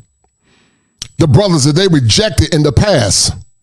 My granddad would have never taken a woman that had multiple kids by multiple women because it was because it was shameful. But you want black men to come back and serve and drag their damn knuckles out. They went to school for years and got high accolades. There are plenty of black men that will listen to me right now. You never got support from the black community when you were getting your accolades. When I was getting my accolades, the black community never supported me. But they did try to stop me. They did try to minimize me because they saw me as a threat to power. It's about power. It's not about race. It's about power. They didn't support me at all. But I survived in spite of. I rose in spite of. I went to one of the best schools in the country. I have 3 degrees. And I'm a warrior. Yeah, I'm a warrior.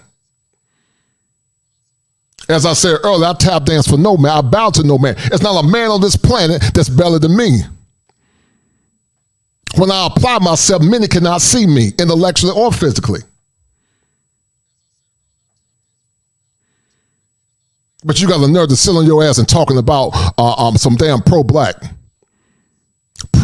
but yet you look your nose down on other black folks. You only deal with black folks that you deem to be worthy. You don't believe in no damn true black community. You're a hypocrite. I got a black wife that been married to her for 27 years. Where's your black wife?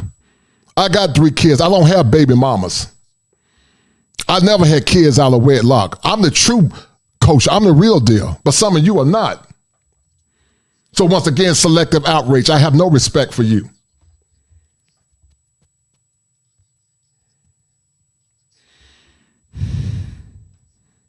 I got a damn nerve talking about loving our queens and supporting our queen. But some of these cats got multiple kids by multiple women. Have not deemed out one woman that they can see and put a ring on her finger and make her an honest woman. But you got a damn nerve to talk about a black community. Some of you women vote for policies, as I said earlier, that goes against the fabric of our ancestors.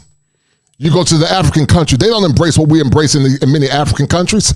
But some of you women, y'all embrace the things that our ancestors will never damn embrace. You embrace policies that are antithetical to the black family, the black community, and God.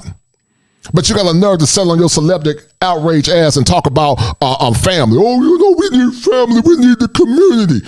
You played a role in destroying the community. You did it. You played a role in destroying the black community. Your lack of accountability played a role in destroying the black community.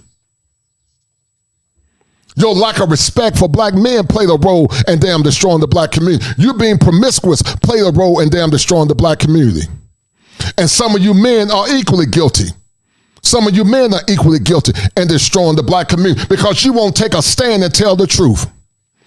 Some of you black men are race bait traders. You do certain things to more or less do things for the sake of race because you want that money.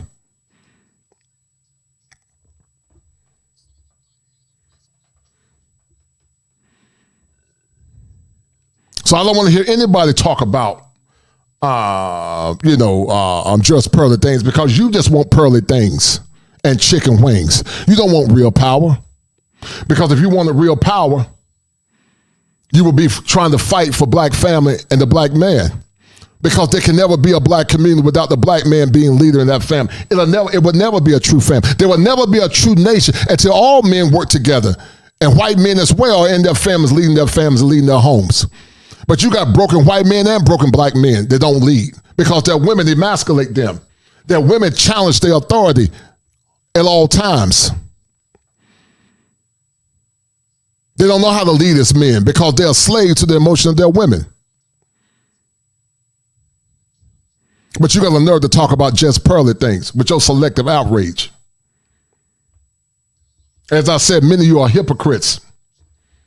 Shout out to my man, James Turner. I'm a pro-black advocate first, pro-black male advocate first, pro-black male advocate, then all other men. But I don't give a damn about no community. Until the black man is in his rightful place as being leader and king and priest, I don't give a damn about no black community. Shout out to my man James Turner for the $19 healer. He said Geraldo bought the KK to his show, but he did not agree with their ideology. Pearly says she agrees and talks just like the guest she had on her show. Pearly is a racist. I appreciate it, James. That's a bet, right? That's a deal, right? That's a deal, right? That's a bet, right? That's a deal, right? That's a deal, right? Got 5 on it. I agree.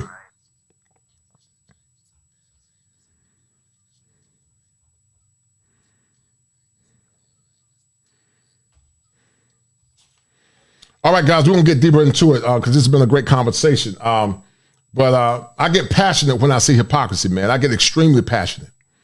I don't like hypocrisy. Am I a perfect man? No, I'm not a perfect man. Do I do everything right? No, I don't do everything right. But I am honest. And I don't mind calling out Pearly's wrongdoing. I don't have a problem with it. But at the same damn time, some of you that talk about Pearly need to look at yourselves as well. Hold tight. Now, I've seen a lot of videos that say I play dumb or I'm playing dumb. And I'll tell you what I knew and what I didn't know. So I did know that he was a known racist. I did know he was a known sexist. I did know that basically every bad name in the book from the right and the left, everyone hated him. So the reason I had him on was because, guys, people say that stuff about me. They say I'm sexist. They say I'm a misogynist. And, you know, I really just like to give people the benefit of the doubt when I interview them. I don't go into interviews trying to interrogate someone. I just more try to listen and see where they're coming from. In hindsight, that wasn't smart. And in hindsight, I should have had someone, you know, maybe Sarah Garvey, maybe another content creator that could have pushed back more and really was more educated on the topics that he was talking about than I was, because I certainly was not an expert in any of the stuff that he was talking about. I did remove the interview. I, again, did not think through a lot of the repercussions of posting that, so I just removed it. If you do want to see the full interview, Obsidian did react to it. That's on his channel. The intention was not, I guess, to hide it. It was just, you know, this might not have been the best move. I'm just going to remove it now. So again, racism has no place in society, and I do take accountability for bringing him on. Hindsight's always 20/20. I wrote down some of the complaints that people had. So if I look this way, it's just because I made bullet points of everyone's concerns, and I'm just addressing them. Okay. My Africans, that part. So in the heat of the conversation, I made some remarks to my producer, Blessing. Now, Blessing is a godsend. Okay, Blessing has made the production quality literally phenomenal. He's so talented. And during this conversation, we were talking about immigration, and I said, I'm trying to get my Africans to America. Now, I watched it back, guys. It was so cringy. Oh my gosh, it was so embarrassing. I met my African employees. I just said Africans. The reason is because, like, why wouldn't you just say my employees or whatever to America? The African passport system is just more difficult than the UK one. I didn't know, like, Blessing had to go to the embassy or something to apply to go to America with me next month. We're going to go do some work there. And, yeah, and so I've just found that the immigration process is a bit more difficult. So that's why I referred to them, because my African employees, I needed more help with. And, you know, I was saying in the interview that I wanted more open border policies because I wanted them to come. Again, you know, I really respect the African culture. I had no ill will or malice towards any of that. But it sounded absolutely awful. It was so cringy watching back. You know, so it was stupid. It was stupid. Okay.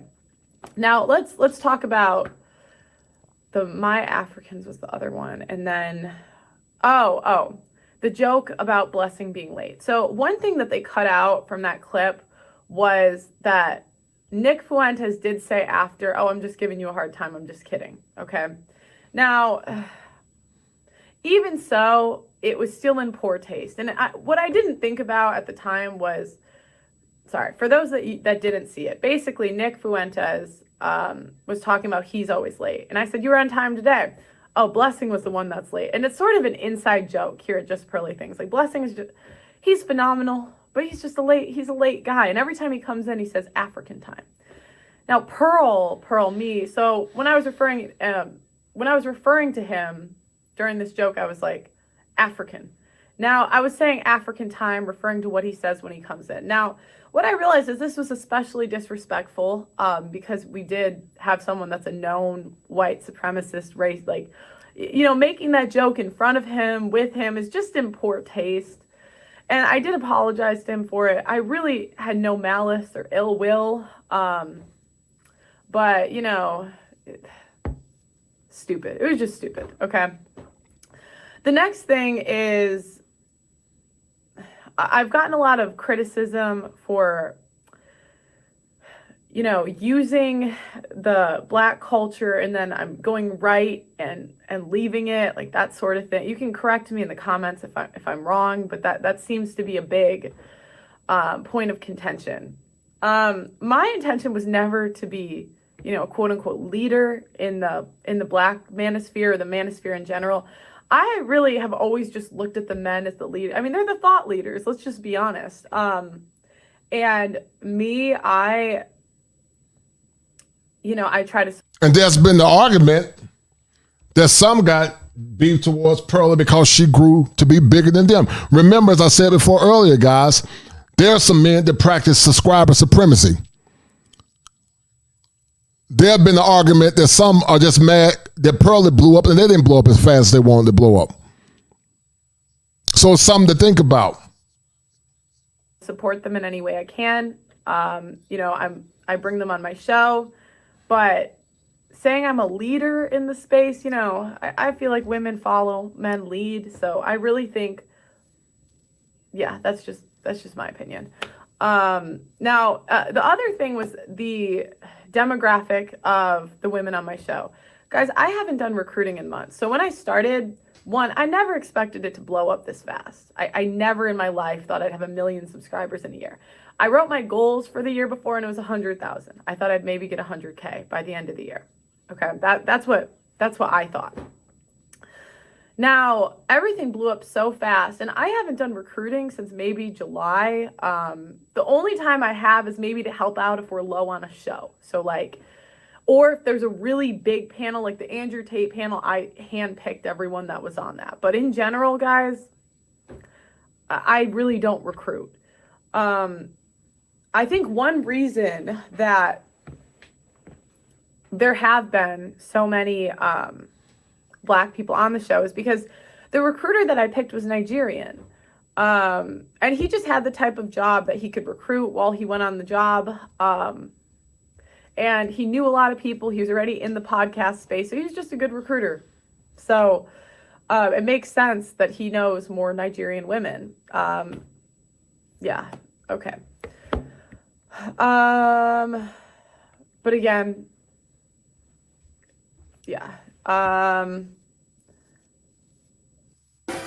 Get away with a great deal at the Hyundai Getaway Sales Event. Now's the time to get in and get... The next part. Now, this was the part that was probably the dumbest part of the whole interview. This was the stupidest, the dumbest. Oh, this was stupid. So I said that slavery was embellished in the interview. Now, that not only is that comment insensitive, it's not accurate. There were things in slavery that were worse than what was shown on TV. What I was referring to, I don't even want to tell you guys what I was trying to say because it wasn't what came out and it doesn't even matter.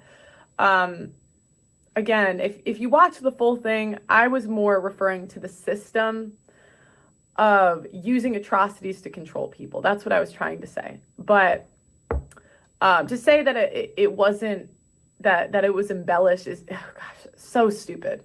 So stupid, insensitive. And that was my point of contention with Pearly. Bad choice of words. A bad way of minimizing the struggles of those that were at the hand of oppression. That was extremely ignorant on her behalf.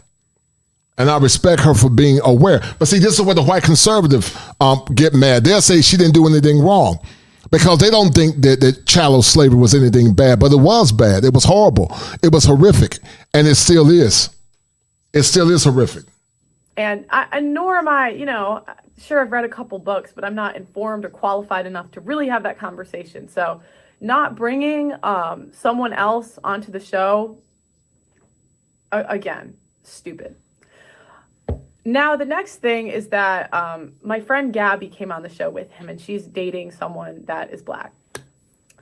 And he would say openly racist comments to her. Now, I should have pushed back on that. Like, I've been in interracial relationships. So for me to not push back on that, especially with all of the people that have been on my show, was stupid.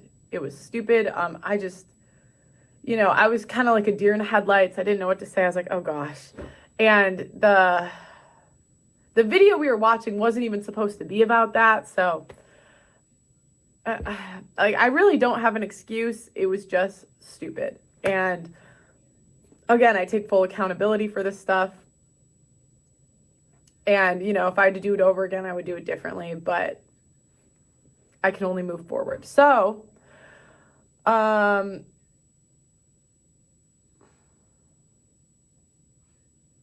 I want to make sure that I addressed everything. I think I did. Okay. Because I talked about recruiting. Okay. So, moving forward, I really would be open to having a discussion with someone that can bring more awareness and education to the situation. So I'm open to you guys' suggestions in the comments. I also invite anybody that's made a video about me or has comments to address with me to go on Obsidian stream tonight. It's 8 p.m. GMT. Blessing will also be there. And yeah, because I don't want to run from this stuff. Again, a lot of this stuff was not well thought out. A lot of this stuff I could have done better, and I do take full accountability for that. So, go on the stream if you got something to say. I also would like to say I really don't have beef with anyone in the space that made videos about me. I understand where they were coming from. I understand where I went wrong. And I really think they had a lot of valid criticisms about me. So let me know what you guys think. I really did my best to address all of the comments in a concise way. I'm not trying to play the victim. Everything in this that has happened is my fault. And I'm just, my fault. And I will do better in the future. So let me know in the comments what you guys think. All right. So what do you guys think about her pronouncement? Do you think it was genuine? Do you think that was a first step? Do you think it was the right step? What do you guys think about her pronouncements? What do you think about her saying she was sorry? Because she did make some bad choices. Sadly, she made some bad choices. And she definitely was not clear or consistent in her talking points. I would get into it, guys, about Jason Black. I will get into about Jason Black and him talking about Just Pearly. But I think you guys get the drift. If any one of you brothers want to come on and have a conversation about this Pearly Things fiasco, we can do it now. They got a big show on, and I'm going to go in a minute. But if one of you guys want to come on and just have a conversation, feel free to do so. We can talk about Pearly, and that's fine. But once again, a lot of it, in my opinion, is selective outrage. A lot of it is selective outrage, in my opinion. Because she was definitely wrong in what she said. But you can't, on one end, talk about Pearly when you are using the talking points of the oppressors yourself. So are there any guys that want to come on and have a conversation? The link has been dropped. We can have a cogent and a civil conversation. Actually, guys, Obsidian is running the stream live now. Hold tight. He's actually running the stream live now. And I might even be part of that stream at some point. Hold tight.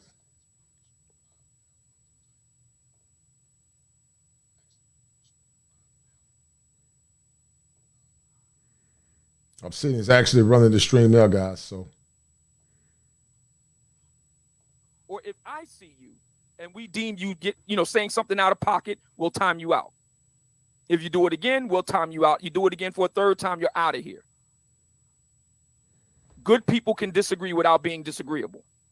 So with that all being said, ladies and gentlemen, I want to bring on my special guest for this evening. She's also brought on some members of her production team. We'll get to them momentarily. But first, I want to bring on Miss Just Pearly Things. Good evening, Just Pearly Things. How are you? I know it's almost 8:30 over in the UK right now, right? No, it's 10:30. But hi, thank you for having me. 10:30. Wow, that's right. Okay, very good. How you doing?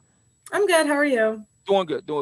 All right, so let's get right to this. You did go on the record in putting out I guess you could say a mea culpa video a bit earlier, explaining your actions with regard to. Anyone want to come on and have a conversation? Feel free to come up and add to the conversation. In light of the fact that the link has been dropped. Contact a number of people that you suggested. The link has been dropped. Several of them, not all, but several of them did respond back. To be fair, and they said that they wouldn't be coming on Just Pearly Things. I have your video, but before we go to it, I wanted to give you an opportunity to say whatever you like before we go to the video to discuss it. Are we being selective in our outrage? No, I've just seen a lot of people making videos, so I just wanted to give them the chance. If they wanted to say anything to me, it's there. That's it. Okay. Yeah, let's go to the video and we can kind of, discuss it back and forth. So this is your video earlier today. You released an official statement with regard to the Nick Fuentes interview, and then we can go from there and talk about it. So let's listen. YouTube channel, and welcome to Morning Coffee Thoughts, where I give my thoughts over morning coffee. Today I have a chai tea. I quit coffee. You guys don't care about what I'm drinking. Okay. Today, I'm going to be addressing the Nick Fuentes situation. Yeah, I know why you guys are here. Okay. So I want to first say I take full accountability for everything that happened. Everything that happens in life, as I say to the girls on my show, is my own fault. The fact that people are making these videos is my own fault. And the situation that I'm in is my own fault. Now I'm going to give you guys an explanation and give you guys context for some of the conversations that were had. Just know it's not an excuse. It's my own fault. I take full accountability for everything that happened. Okay. So, but I'm going to answer questions that people have brought my way. So the first thing is, why did you have Nick on? So, the reasoning behind having Nick Fuentes on was because I heard that he was on the no-fly list and he lost his bank account. Now, from your point of view, you would think, why would you invite someone on that's on the no-fly list, right? That would be a bad. Well, he's not anymore. That's how he flew, but he was. So I was more just curious why this man was banned on everything. Now, I've seen a lot of videos that say I play dumb or I'm playing dumb. And I'll tell you what I knew and what I didn't know. So I did know that he was a known racist. I did know he was a known sexist. I did know that basically every bad name in the book from the right and the left, everyone hated him. So the reason I had him on was because, guys, people say that stuff about me. They say I'm sexist. They say I'm a misogynist. And, I really just like to give people the benefit of the doubt when I interview them. I don't go into interviews trying to interrogate someone. I just more try to listen and see where they're coming from. In hindsight, that wasn't smart.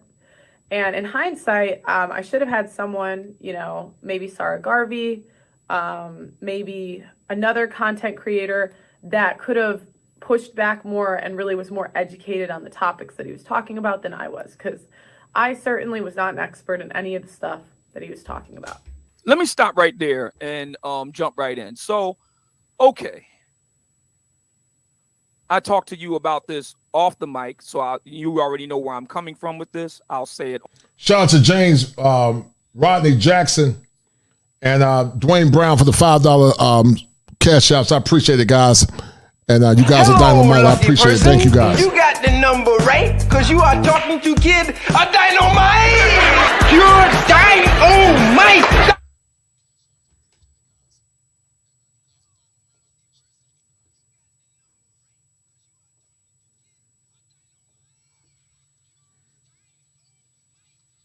On the air, and we can kind of bat it back and forth. My problem with you, Pearl, with regard to Nick Fuentes is the following. Number one, Nick Fuentes has absolutely nothing to do with your lane. Your lane is relationships, whether people agree, disagree, they like your approach, they don't like your approach. Your thing is actually bringing people together to talk about relationships. There is nothing about Nick Fuentes, and I didn't even know who this guy was until last week. I did my own little due diligence on him. There is nothing about him that suggests relationships. You are a studied, and you can say this, you are a studied social media professional. You actually paid to learn the business. And you know better than anyone that niches get riches in social media. You find a lane, you stay in your lane, you stick in your lane. So the problem I personally had with you was, why is Just Pearly Things talking to Nick Fuentes, given the nature of the social media and YouTube business in particular? It's like it's like going to Ruth Chris Steakhouse and expecting tofu. And then all of a sudden you bringing out the tofu. You're at Ruth Chris Steakhouse. So why are we eating tofu? Mm-hmm. That's the first thing. I want to give you a chance to respond, and we'll continue with the tape. That's the first thing. The second thing. Oh, sorry. The second thing, and you say it on the tape. Mm-hmm. The second thing is, you clearly didn't prepare for your guest. Clearly.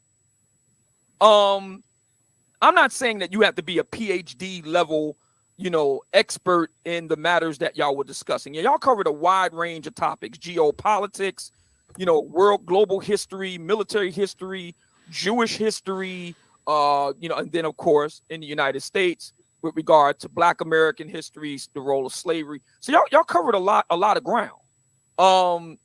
And if you're going to do something like that, it would help to have a basic, decent grounding in some of the basic facts. That's just, good, hosting. Not YouTube. I mean, this is like radio. This is Barbara Walters type stuff. This is Terry Gross type stuff. This is Phil Donahue type stuff. That's just what good hosts do, is that they bone up on their guests and on the general topic and are prepared to have a meaningful conversation. I had a problem with that you weren't prepared.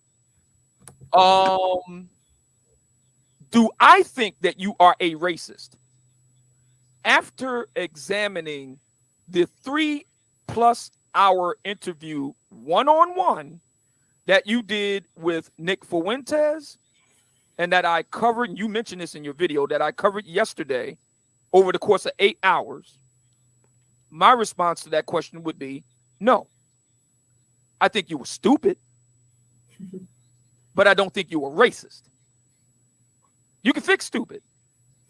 It's debatable whether you can fix racist. I'll hand it off to you and give you a response. Well, to your first question, I really just follow what I'm interested in. That's what I've done the whole time on YouTube, is I follow what I'm curious about and what I'm interested in. So I honestly just wanted to know, how did this man lose a bank account? That was what sparked the interview. It was like, he didn't have a bank account. He was on the no-fly list. Like, I don't even think Kanye was on the no-fly list. So, and when you Google him, all this crazy stuff comes up. But, it's the same thing with me. So, a lot of crazy stuff comes up when you Google me. So Honestly, I was just curious. And I probably could have been, I should have been more prepared. I just wasn't. I just didn't do it, honestly. Okay, so right, so I did remove the interview. Oh, my bad. I'm okay, you're okay. Prematurely. All right, so we're going to go ahead with the video, and we'll discuss a little bit more as it goes along. Let's continue. I, again, did not think through a lot of the repercussions of posting that, so I just removed it. If you do want to see the full interview, Obsidian did react to it. That's on his channel. The intention was not, I guess, to hide it. It was just, this might not have been the best move. I'm just going to remove it now. So again, racism. Let me just stop right there, because there's been a lot of people who have asked about your removal or the removal of the Nick Fuentes interview, not only from your YouTube channel, but apparently from Rumble. I'm going to assume it was your Rumble channel, but it was removed from Rumble as well. There have been those among whom we have invited. The list is publicly accessible over on my community tab. You can see who we invited for tonight's discussion. Several of those people suggested that you had malicious or disingenuous intent in taking down that video. I wanted to give you a chance, because it wasn't clear to me if YouTube had taken down the video, and by extension Rumble, or if that you made the executive decision to take it down. So I wanted to give you a chance to speak directly to that and why, and then we'll go from there. Well, okay, first of all, I could not put that full video on Rumble. Oh my gosh. I thought, I couldn't believe you even reacted to all of it, to be honest. That's like a sure way to get your channel taken down. I took it down because, I felt like I was just out of pocket a bit. So I was just like, you know what? I'm going to just take it down. In hindsight, maybe I should have left it up, but it was just like a rash decision, and I just took it down. Yeah. Oh, okay. So for the record, YouTube didn't take it down. Rumble didn't take it down. She made the decision to take it down. You heard her reason for it. Let's continue. Has no place in society, and I do take accountability for bringing him on. Hindsight's always 20/20. And then some will argue that Pearly is not manosphere, she's red pill. She believes in red pill concepts as it relates to men. But keep listening, guys, and tell me what you think. I wrote down some of the complaints that people had. So if I look this way, it's just because I made bullet points of everyone's concerns, and I'm just addressing them. Okay. My Africans, that part. So in the heat of the conversation, I made some remarks to my producer, Blessing. Now, Blessing is a godsend. Okay, Blessing has made the production quality literally phenomenal. He's so talented. And during this conversation, we were talking about immigration, and I said, I'm trying to get my Africans to America. Now, I watched it back, guys. It was so cringy. Oh my gosh, it was so embarrassing. I meant my African employees. I just said Africans. The reason is because, like, why wouldn't you just say my employees or whatever to America? The African passport system is just more difficult than the UK one. I didn't know, like, Blessing had to go to the embassy or something to apply to go to America with me next month. We're going to go do some work there. And, and so I've just found that the immigration process is a bit more difficult. So that's why I referred to them, because my African employees, I needed more help with. And, I was saying in the interview that I wanted more open border policies because I wanted them to come. Again, I really respect the African culture. I had no ill will or malice towards any of that. But it sounded absolutely awful. It was so cringy watching back. So it was stupid. Okay. All right. So this is in reference to the statement that you have made, the My Africans statement during your interview with Nick Fuentes. So Blessing is your producer. He is here in the house with us. He'll be joining us in a minute. He's waiting backstage along with Auntie Jenny, etc. So they are here, and I want to hear from them as well. But I'm just going to go ahead and ask you this flat out, because many people have been talking about this. When you had the conversation with Mr. Fuentes regarding immigrant workers, do you, Just Pearly Things, feel that African immigrants work harder than foundational Black Americans or the African descendants of slaves, Native Black Americans? Is your position that they work harder than Black Americans? Is your position that Black Americans are lazier than African immigrants? No. No, I don't know why they said that I said that. I did not say that. I was just talking about Western versus non-Western in general, but no. Okay, so I just want to make sure I got this right. You were not referring to specifically to Black Americans. Your position is that Black Americans are not lazy. Your position is that immigrants in general or African immigrants in particular just work hard. I want to make sure I understand your position on the immigrant piece. I've just noticed that non-Western people work really hard. I grew up with nannies from around the world. They were always really hard workers. They were German, South African, Polish. Like I literally grew up with people from around the world. So when I came to London, I just noticed that, the African people that worked for me worked really hard, and it was just meant to be a compliment to them. That was it. I'm glad that you brought up the whole thing about it. You kind of alluded to it. This has been a flashpoint in the conversation as well. You're privileged. Let's just get right to it. You're privileged. You're of the manner born, as they would say. Come from a strong 2-parent home. And your father and mother, very successful, from a very big family, a lot of siblings. Many of your siblings are very successful in life. Many have argued in the Black online community that you got where you are because you were. It's kind of like, and I don't expect you to know this.